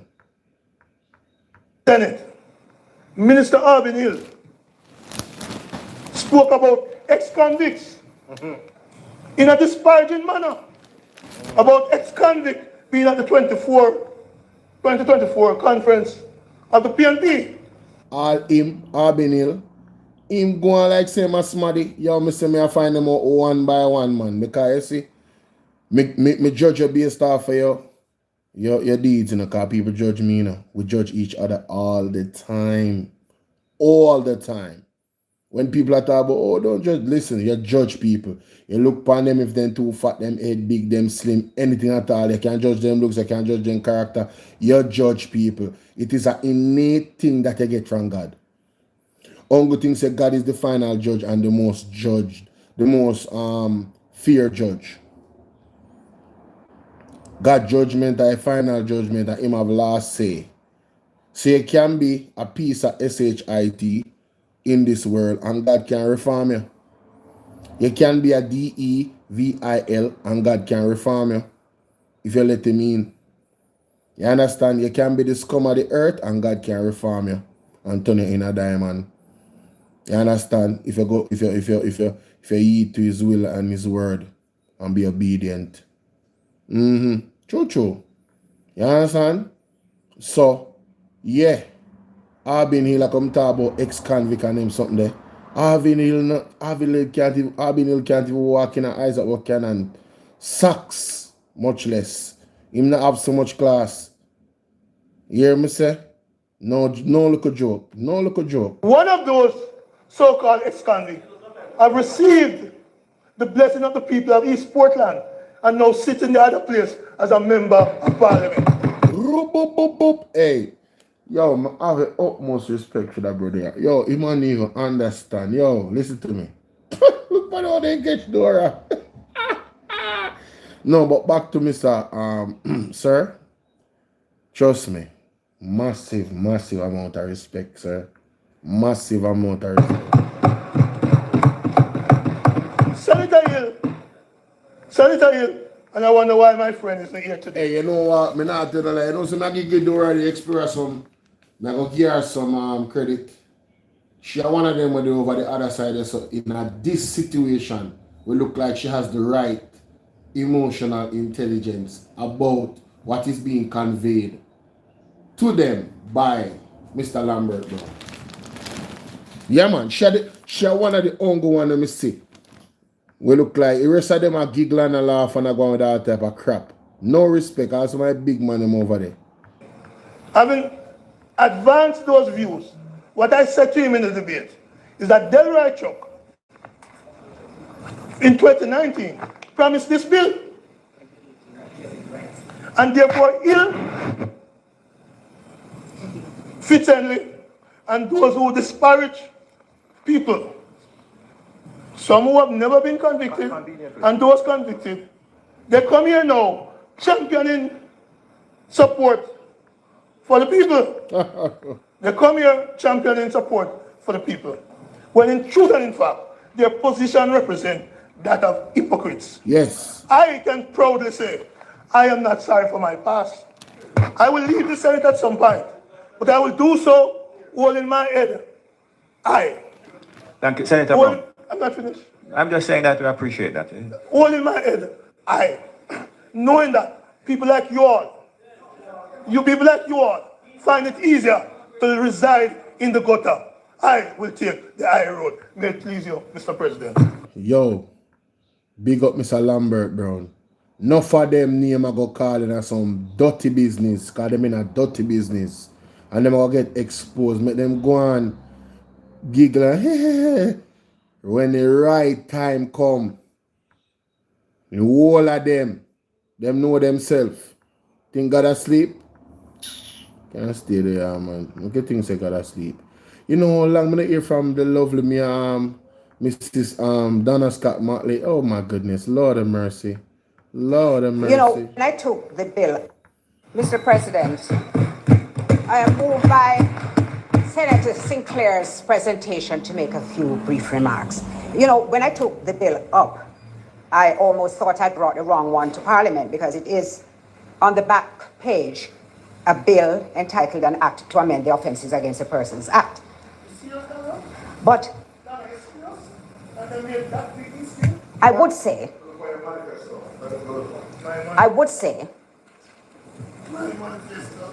as soon as I'm allowed to continue.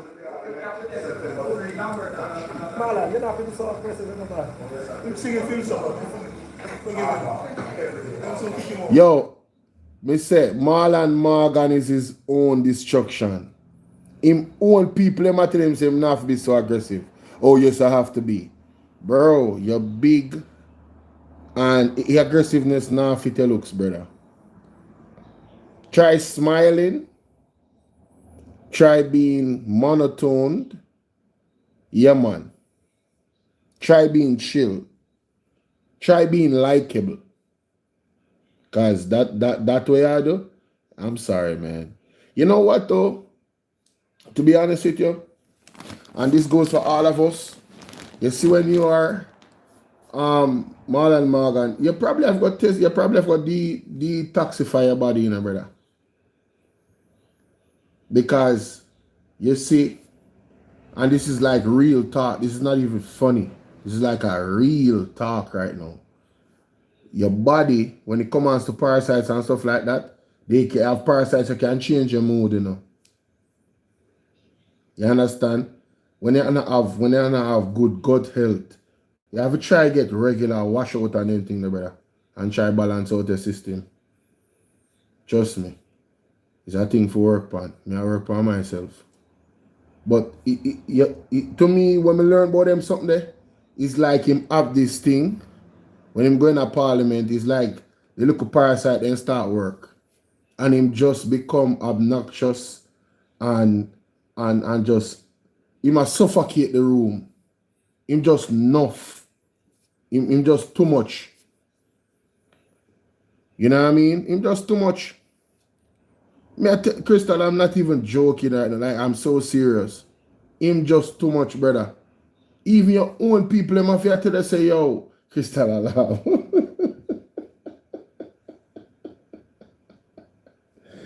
Yo, man, yo, I was really being serious though, you know?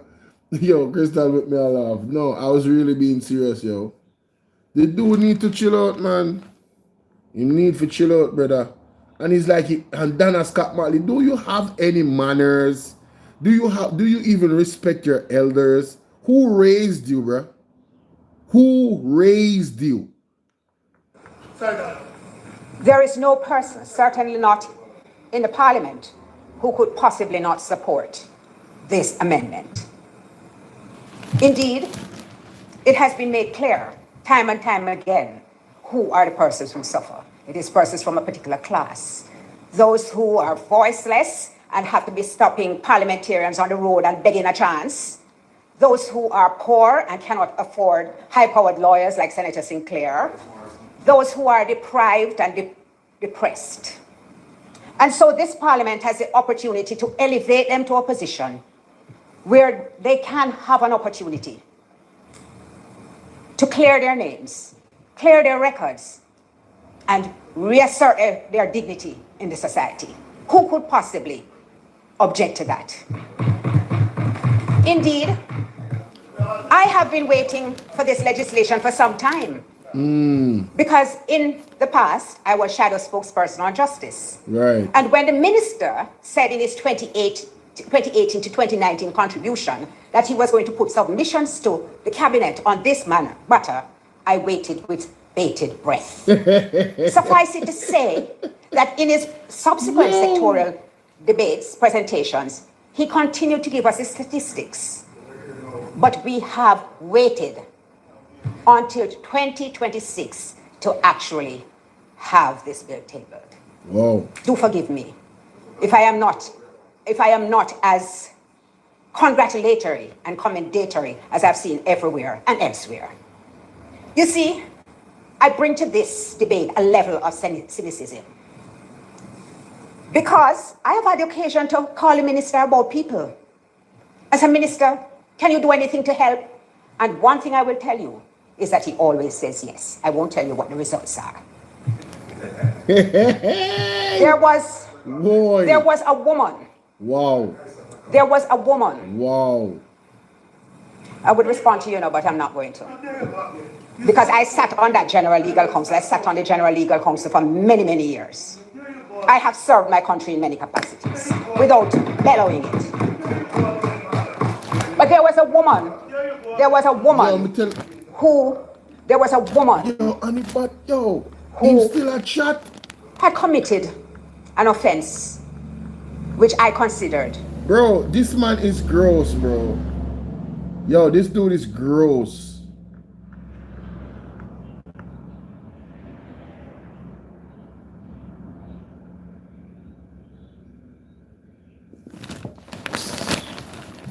Yo, let me tell you something, man. Brother.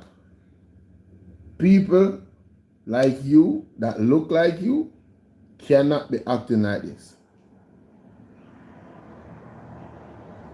You have to operate opposite from how you look. Being low does not suit you, sir. Being large and everywhere and in everything does not suit you. Could you be quiet?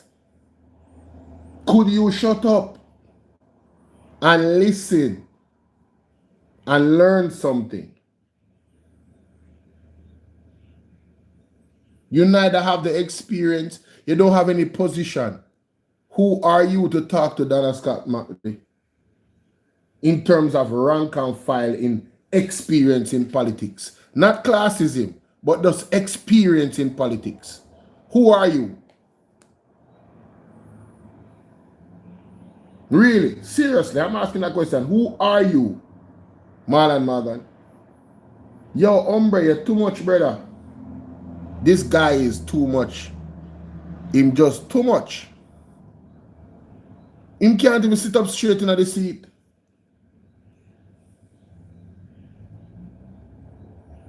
People like you can't behave like this, brother. It's too easy. Trust me, there's a few people out there who can really, if it was really about the jokes and the giggles, trust me, it's really easy. Goodness gracious, no. Was a woman who had committed an offense which I considered to be, in the scheme of things, a minor offense. She had applied for an expungement.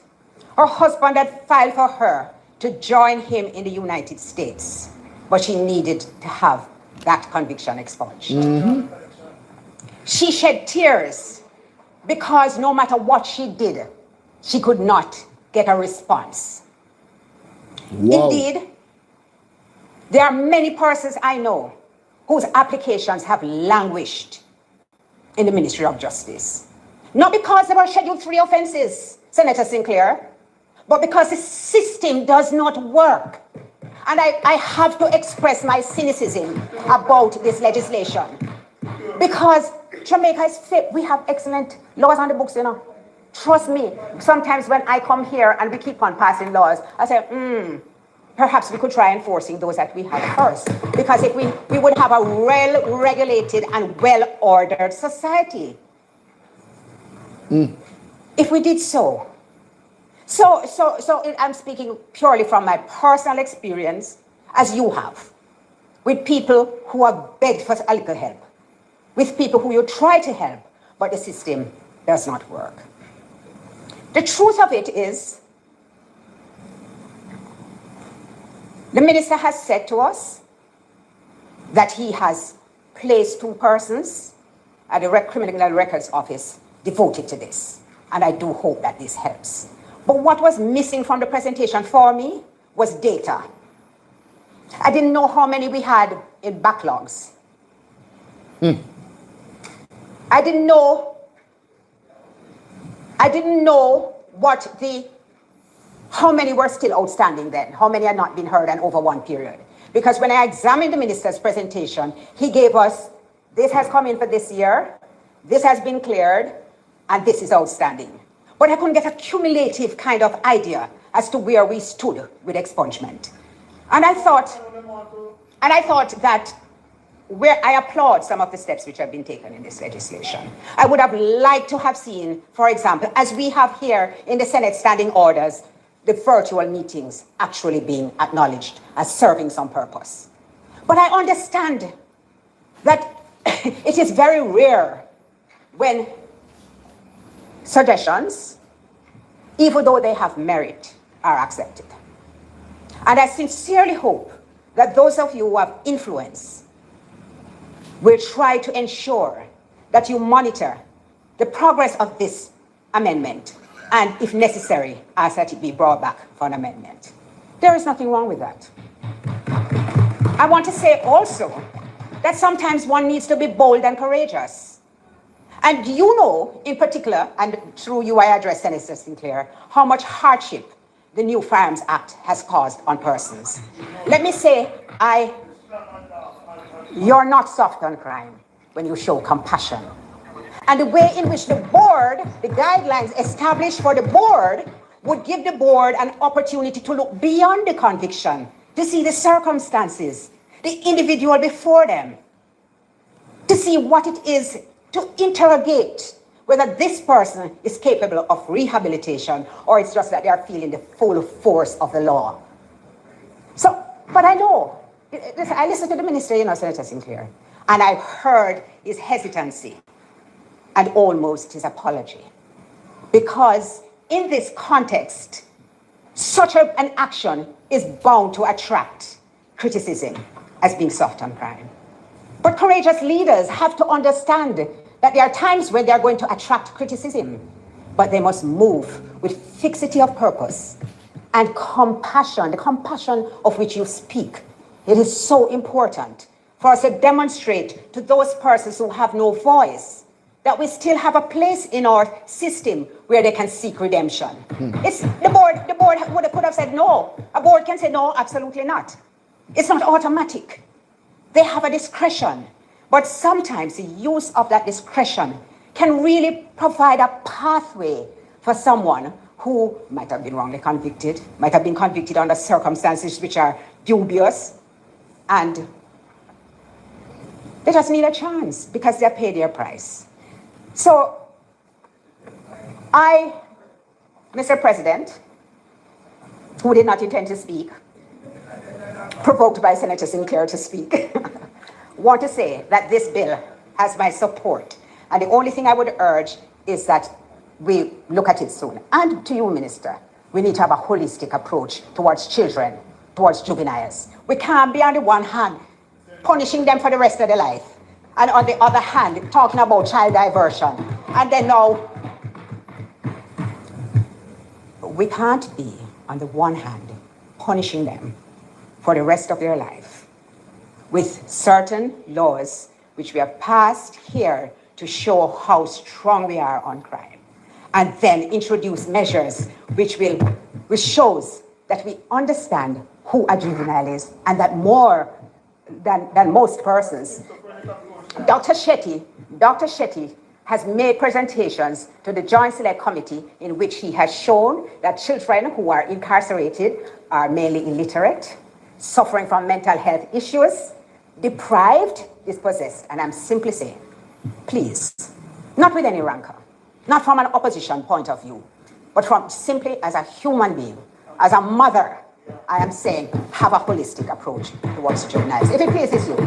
Thank you, Senators. Mr. President, I am moved by Senator Sinclair's presentation to make a... What I'm talking about, this lady, and you see, when you see a lady of this stature and the way she delivers and carries herself, and you see her go to speak, like, read the room, fam. Humble yourself, Marlon Morgan. Shut up. Be quiet. You might learn something. You understand? Mighty God. Let's hear from the good man right here, man. General himself. Make my contribution to this very important piece of legislation, which we on this side, as Senator Tomlinson pointed out, agrees with the general objects of the legislation. And in my brief intervention, Mr. President, I want to point out the absolute importance of ongoing rehabilitation in an attempt to provide justice to the people of our country. You see, Mr. President, in this journey of life, we all, from time to time, make mistakes. And, you know, when we recognize that we make mistakes and seek our forgiveness and go through the rehabilitation process, it is incumbent upon the state to make sure that measures are put in place to facilitate the smooth and orderly inclusion of those individuals in the society. And I see that in this piece of legislation, which is nothing new in the grand scheme of things, Mr. President, because the effort to make provision for the rehabilitation of our citizens and their smooth and orderly inclusion in society never started in 2025 or 2026. Because if you look back at various pieces of legislation and programs that have been established, dating back to even 1978 with the Parole Act, and efforts by administration in the 1990s and 2000 to ensure that prisoners were engaged in the learning of skills and trades and feeding themselves, all part of the rehabilitation process. And undoubtedly, Mr. President, we have to include in those seminal pieces of legislation the work done by the leader of the opposition when he was Minister of Justice, to make sure that those charged for offenses where marijuana is concerned, to give them a second chance. And so we commend those efforts, and it's within the similar context that we want to continue the commendations. But, you know, Mr. President, there's something that jumps at me in this piece of legislation, and Senator Tomlinson pointed to it in his presentation. When we start examining a bill, generally the first place we go is to look at the memorandum of objects, and that is exactly what I did, and looked at C in the memorandum of objects, which points to a situation where the board is empowered to make decisions where a person who has committed an offense in another jurisdiction and that offense has been expunged, but it's not expungible in Jamaica, even if it is a violation of the third schedule. And you know, Mr. President, as I looked at the bill, you know, I am wondering if, for example, somebody who commits an offense like rape in Qatar, because rape is an offense in the third schedule, if an individual commits an offense in Qatar like rape, and that has been expunged, and he should come to Jamaica, where that rape is not an expungible offense based on the third schedule. I want to find out if that situation is going to be. Mr. President, you know, I am giving an example, Mr. President. In no way, it seems as if I've thrown a stone in a pen. I've thrown a stone in a pen. But Mr. President, you know, I'm wondering about a situation like that, and if in such a scenario where an egregious act has been committed elsewhere and it has been expunged, but it's not applicable in our context, what would happen in that situation here?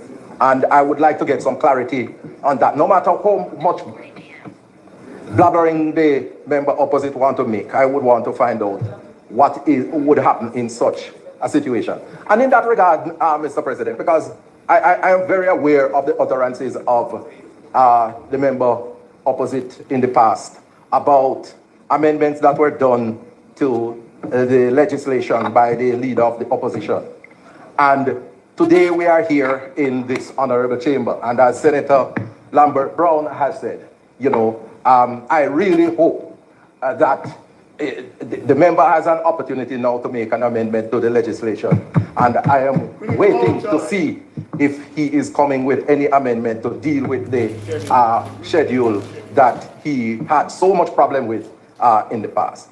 So, Mr. President, I want to give my support to the bill and ask for some clarification on the point that was raised by Senator Tomlinson and amplified by myself. May it please, Mr. President. Thank you very much, Mr. President. I rise to make my contribution to this very important piece of legislation. You know, these addresses could be much, you know.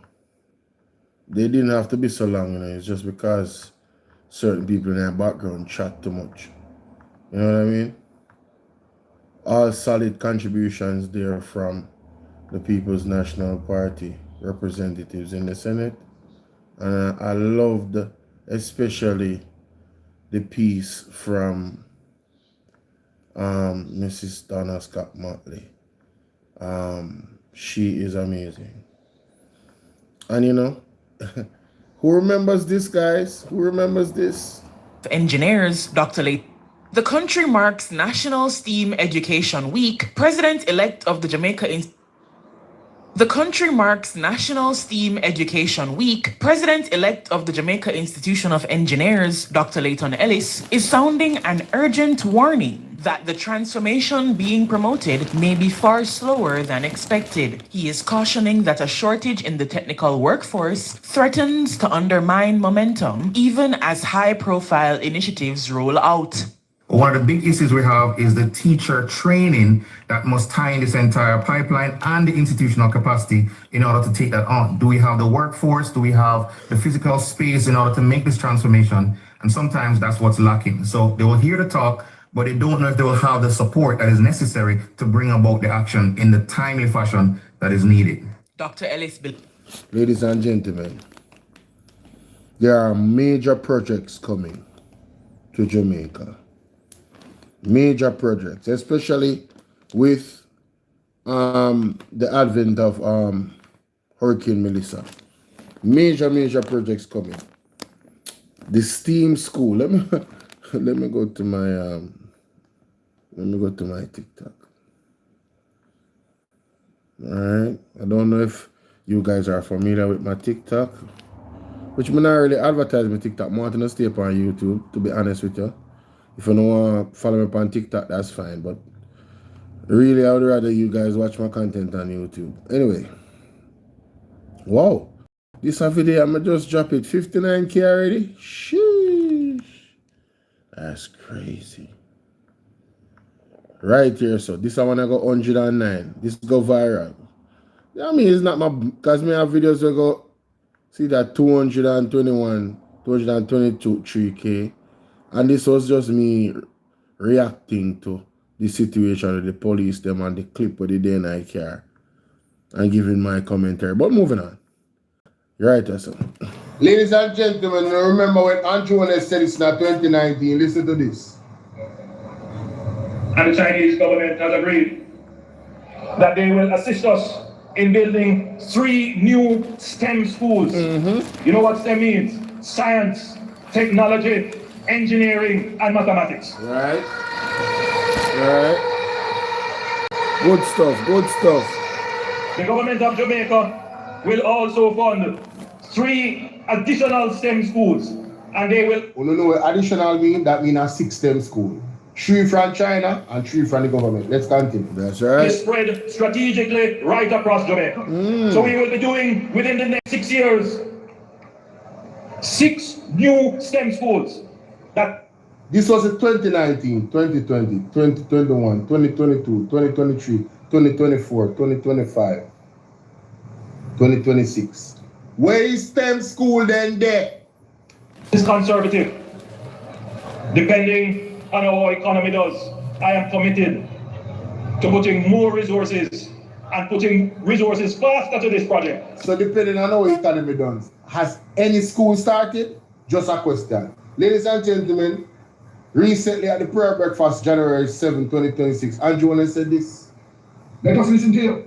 Not potential within the population and within the society to pull more persons into the labor force. And one of the complaints that we have been having is that, and we get it all the time, we just can't find good people to work. We just can't find productive, trained, skilled, competent, reliable people. So now Andrew has just admitted an administrative failure of his government. He promised 3 STEM schools was to be built by the Chinese in 2019. It would take 6 years. And he even went further. He also said if the economy goes well, he would want it to happen in 3 years. But give him the 6 years. All right, that would have been excellent. I would be saluting him. I would have been telling him what a great job. STEM school, that is the way to go because of the engineering factor, the mathematics, technology, AI, everything. Ladies and gentlemen, you're telling me in 2026, the man can't find skilled worker? I wonder why.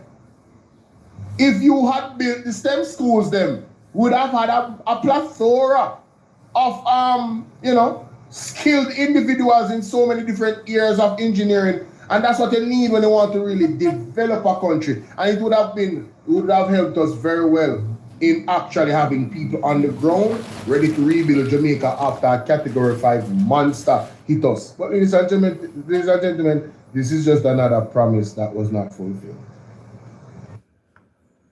Yeah. Yep. That was just another promise that was not fulfilled. And here this man comes talking about it. Believes that rather than rewarding the mere regurgitation of correct... Wow, really? This is what we're doing? Correctness, engineering students should be trained to find real-life solutions to real-life problems, much like the natural disaster they most recently survived. You know another thing to guys who just come to me a while ago in my spirit? The spirit say, but Bolo, if they make the STEM schools, guess who is not going to have access to that level of education because it's going to cost too much money and they're not going to give it away free.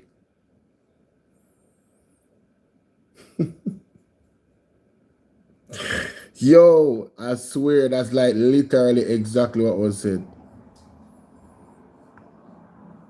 Guess who's not gonna get it? The regular Jamaicans. So building the schools is one thing. Access is gonna be another. Because they're labeling it as this premier, this premier different type of school, so is a no baga allowed, type of vibe, You guys don't remember the speech that Jonas gave? You don't remember the speech? I should have it here. If I'm not mistaken, I should. Let's go back to it. Let's go back to it. I hear him speak on it. He had a lot of oomph and pride in his voice regarding, that particular goal and commitment of his administration. Because honestly, it would have been a game changer. It would have been a game changer. Oh my God, you're not telling me that I don't have that conference in my evidence. Come on, Bolo. Bolo, really? Bolo. You're serious? Let me see. All right. JLP. Which year again? 2019? Yes. You can't find it easy. Then we can put in it. JLP 2019 conference. Yeah, I believe this is it. All right. No, that's a year ago. Oh, this is 2091. 76th annual conference. All right, cool. Let me see. Was, and I dare say, is strong, sustained intervention in communities. And we have shown in Mount Salem and in Denham Town that with that kind of joined-up approach from government and that focused approach on security and community development, we can bring down crime. So next year, labor rights, Jamaicans, we will be able to increase the number of communities that are under the zones of special operations. We will be able to add at least 4 more communities. And that, labor rights, will have a signal effect on bringing down crime, not just temporarily, but a long-term downward trajectory in crime. The government, we will be able to add at least 4 more communities. In your own community, using the name Blue Mountain Coffee, and that coffee never eat 3 additional. That program will be geared technology. The users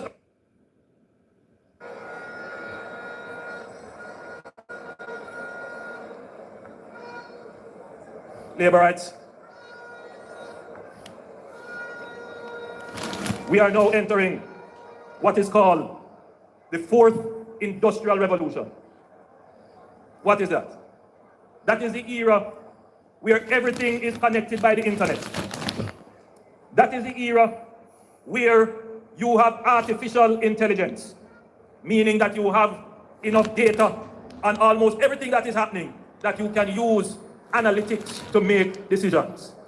You can use mathematical formulas to make decisions. It is not necessarily a replacement of human intelligence or human labor, but it can be. It is a replacement, Andrew. Period. It is a replacement. It is a replacement, Andrew. Don't tell the people them say it can be. Come on, stop it. It can be if we do not become the producers of the technology, the users of the big data. Hey, everything we must say so now don't make sense, you know. In that context there, you know. If you become the creator, if you become the users, just like the Japanese and the Chinese, if you do what them do, you will have a space there where you will always be valuable. You understand? Because when there's algorithmic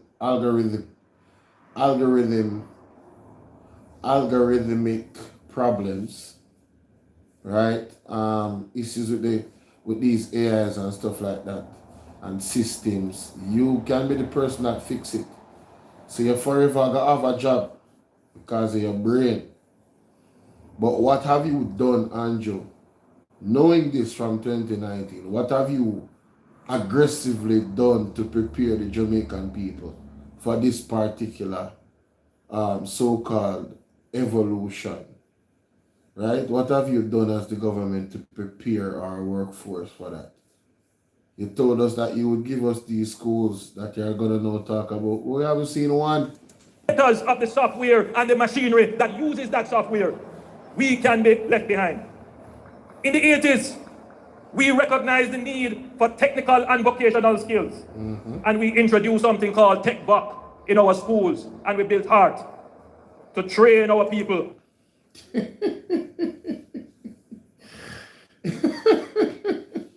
Yo, we can't even give Siaga credit, bro. I swear. Like when me actually, yo, the labor them do the same thing over and over again. Then take PMP ideas and remix them and call them their own, and don't give PMP no credit. And that's Siaga do with the heart, you know? I'm not even hating, bro. It's the truth. Listen, Mr. Go back in the archives and I look on the evidence. I mean, I say, oh, wow. This is what they doing. This is what they've been doing. And then I look and know, and I say, oh, here we go.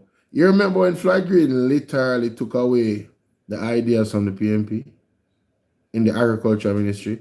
All the things that they, man, Dr. Dayton Campbell and the PMP was campaigning and complaining about, they said, yep, we're going to take those ideas and take them as our own and act as if we've been doing them all this time and we are the better government. Yeah, that's what they did. And vocational skills. That is still needed, still important. But if we are going to survive as a people in this new age of technology, we now need to make the investment in a new kind of education for our children.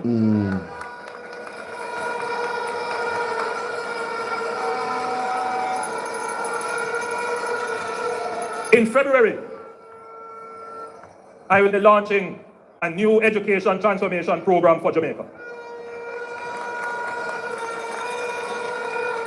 That program will be geared towards ensuring that Jamaica can leapfrog into the 21st century and that our human resources can be empowered with 21st century skills to get the 21st century jobs so that we can become a leading and prosperous nation in the 21st century. On my recent visit to China, in our bilateral discussions, amongst others, Me nah go just pass a little part there when you get hype a while ago, you know. education transformation program for Jamaica. In February, I will be launching a new education transformation program for Jamaica. That program will be geared towards ensuring that Jamaica can leapfrog into the 21st century and that our human resources can be empowered with 21st century skills to get the 21st century jobs so that we can become a leading and prosperous nation in the 21st century. Andrew, how is that going? Oh my God. Yo. Oh, this dude, oh, he's the gift that keeps on giving.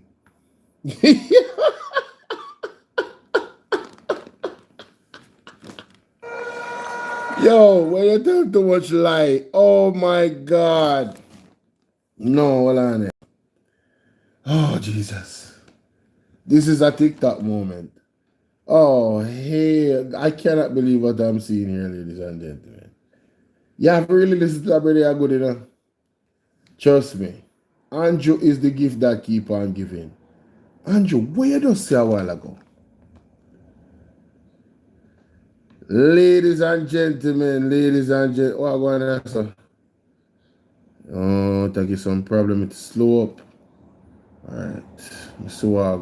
Wagwan. I've got us. Mr. What happened here, sir, man? Hold on there. Let me stop this. Mr. What's happening? The phone kinda, you know? So let me just come off of this. Come off of this box. Come off of this. Yeah. Still there on the tick. I notice something with TikTok. It come like the man them build TikTok one way where you can't come off of it. Every other app on me there on the phone, them come off smooth. But to some strange reason, TikTok just be. TikTok be tripping, bro. Real talk. I ain't capping. Real talk. TikTok be tripping. Alright, here we go. Ladies and gentlemen from TikTok, listen to me. Andrew Owens is the gift that keeps on giving. You know, remember when him said this? In February, I will be launching a new education transformation program for Jamaica. You say a large. Hold on there. Wait, go back. That program, we now need to make the investment in a new kind of education for our children.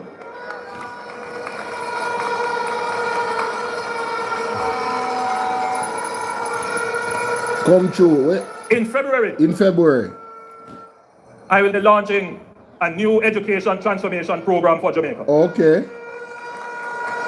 Yes.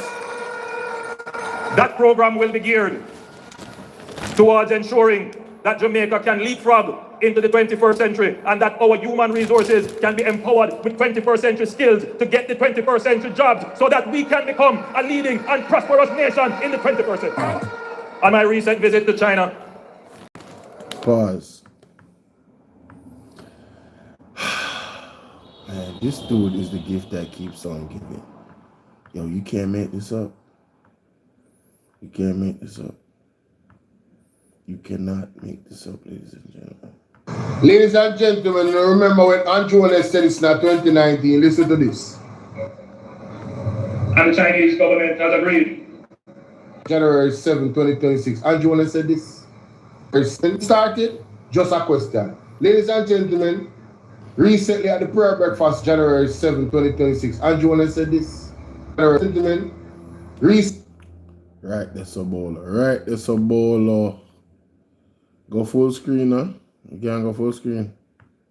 Recently at the prayer breakfast, January 7, 2026, Andrew Owens said this. Let us listen to you. Not potential within the population and within the society to pull more persons into them, to putting more resources and putting resources. Ladies and gentlemen, just a. Alright, see it now.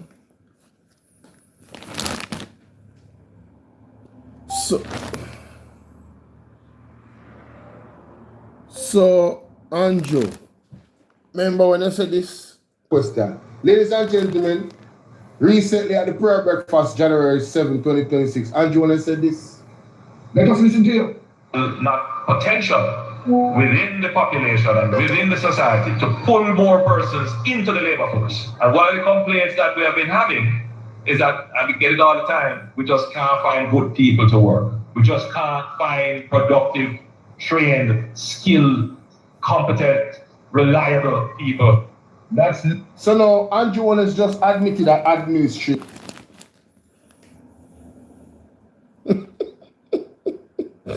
Yo, brother, we can't deal with this. No.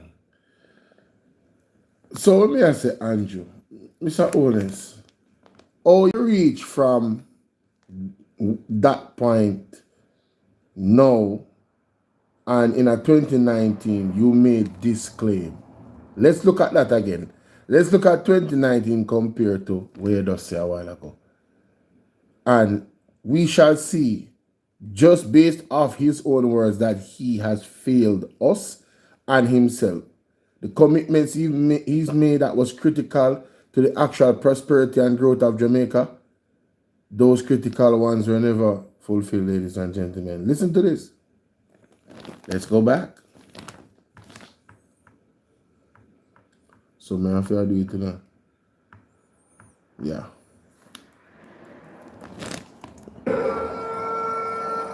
I will be launching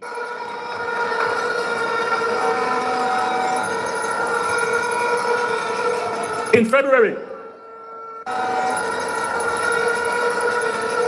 In February,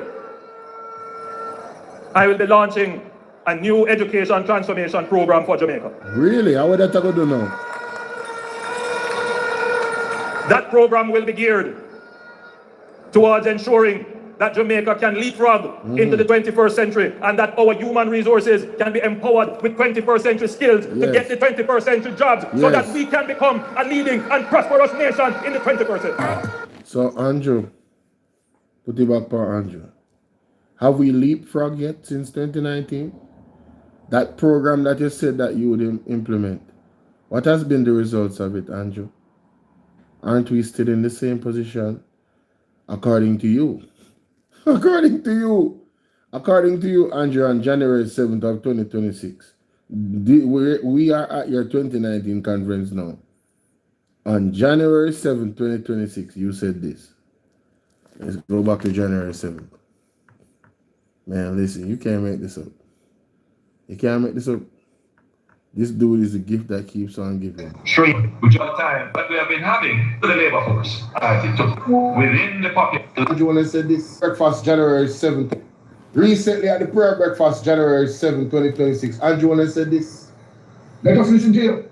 Not potential within the population and within the society to pull more persons into the labor force. And one of the complaints that we have been having is that, and we get it all the time, we just can't find good people to work. Whoa. We just can't find productive, trained, skilled, competent, reliable people. That's it. So now Andrew has just admitted that administrative failure. What, Andrew? After you roll out this plan, man, you are the gift that keeps on giving, man. Where the STEM school then the Andrew, where them there. yo, man, I say this man are the best. He's the best at being the worst. Yo, I cannot believe the man actually said that, you know. Yo, him need to stop, you know. The man really said this is true. Yo, me go move on. Me can't believe. Jobs so that we can become a leading and prosperous nation in the 21st century. On my recent visit to China, in our bilateral discussions, amongst other strategic discussions on trade and investment, we spoke about education and technology. And the Chinese government has agreed that they will assist us in building 3 new STEM schools. Right. You know what STEM means? Science, technology, engineering, and mathematics.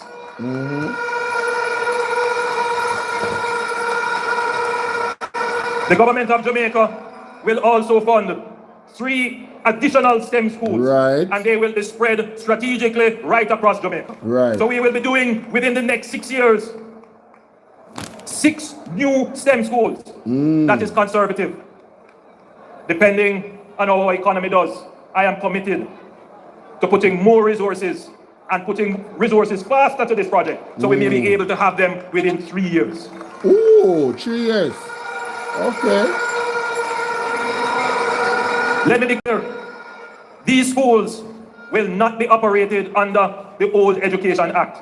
These schools will be created under a different framework called schools. We call these schools centers of excellence. They will be operated as academies. Right. They will have to adhere both in their instruction and management and in how they operate as a school. They will have to adhere to the highest standards of excellence. Whoa. None of this disorder and chaotic and disrespectful behavior, either on the part of students, teachers, or parents. It must be a place that when you go to those schools, you come out as being an ambassador for the best that the society has to offer. We cannot build a Jamaica with the chaka-chaka behavior, with the disrespectful behavior, with the informal behavior. We must build a Jamaica on the plane of respect, with our eyes cast for excellence and the highest standards. That is the kind of Jamaica that we're going to build, where people have the emotional intelligence to treat justly and fairly, man to man, woman to woman, children. Because labor rights, I'm sure you will agree with me, that sometimes it feels that there is a decay taking place in our society. What? And we cannot preside over a society in which its economy is growing and all the signs are showing that we are doing well, but Whoa. socially we are regressing. Whoa. So the party is very concerned about that. And we will return the highest standards to our culture, the highest standards to our society and our people. Guys, are we experiencing this highest standards that he's talking about? And it goes back to what I said. Listen, you see the youth them, you see the chaka thing we might talk about?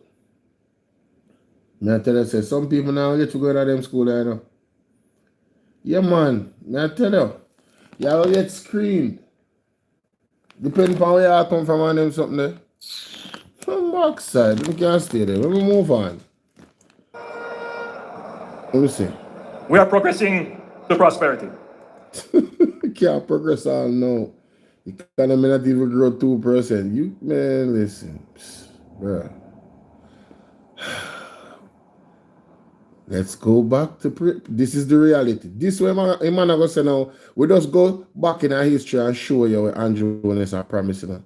And now we are going to the reality about the STEM school thing. Listen to that, brother. The country marks National STEAM Education Week. President-elect of the Jamaica Institution of Engineers, Dr. Layton Ellis, is sounding an urgent warning that the transformation being promoted may be far slower than expected. He is cautioning that a shortage in the technical workforce threatens to undermine momentum, even as high-profile initiatives roll out. One of the big issues we have is the teacher training that must tie in this entire pipeline and the institutional capacity in order to take that on. Do we pause? We have the workforce, do we have the physical space in order to make this transformation? And sometimes that's what's lacking. So, brother, I know say I try to be objective, but everything we you say is lacking. Everything that is needed, it's not there. The physical space, the right trainers, all of it. It's not there. From 2019 till now, it's still not there. The man said 3 years, he'd put the funding in for 3 years. And I said, you know what? COVID came. All right, cool. We had a couple hurricanes. All right, cool. You're telling me you did not build one of those schools? Listen, Mama P was paying the IMF some ridiculous money back, fixing back Jamaica's economy while still building schools. I don't want to hear. You know why no school no build, ladies and gentlemen? Hashtag top thief. All of the unaccounted money them. Hashtag top thief. All of the tax dollars them being wasted on empty buildings, TAJ building or Anatabi. Hashtag stop thief. And that's why the school them no build. When monies them a float around in a some unnecessary project, right? Friend and company business. That's why the school them no build Jamaica. Hashtag stop thief. You hear what I say? That is the reality. You know, come like I don't remember what Marky G say. Marky G, remind them for me, sir, please. I need your assistance. A corrupt government cannot liberate the people. If the head of the stream is corrupt, the entire river will be also. I do not support corruption. Corruption takes money away from children's education. It deprives hospitals of basic necessities. It means that roads are not fixed. Corruption deepens inequality. It siphons off taxpayers' money to make a few cronies richer with the political connections. Bingo. All of these things you just said, what corruption does. That is why the STEM school no bill. It deprives hospitals of basic necessities. It means that roads are not fixed. Corruption deepens inequality. It siphons off taxpayers' money to make a few cronies richer with the political connections instead of benefiting the people. This government has been doing everything it can to weaken and undermine the Integrity Commission, which is an institution. I wonder why. I wonder why, Marky G. That I designed as Minister of Justice and brought the legislation to Parliament to fight corruption in this country. I have said it before and I'll tell you again. Jamaica cannot move forward without a government built on integrity that embraces principles of good governance in this country. Argument done. That's where I leave it, ladies and gentlemen. I want to thank you guys so much for being here. I appreciate each and every one of you. And have yourselves a wonderful morning. And yeah, I'll see you tomorrow. You know what I'm saying? Tomorrow, well, later on, February 1st. We gone a month already out of the year. God bless who reach.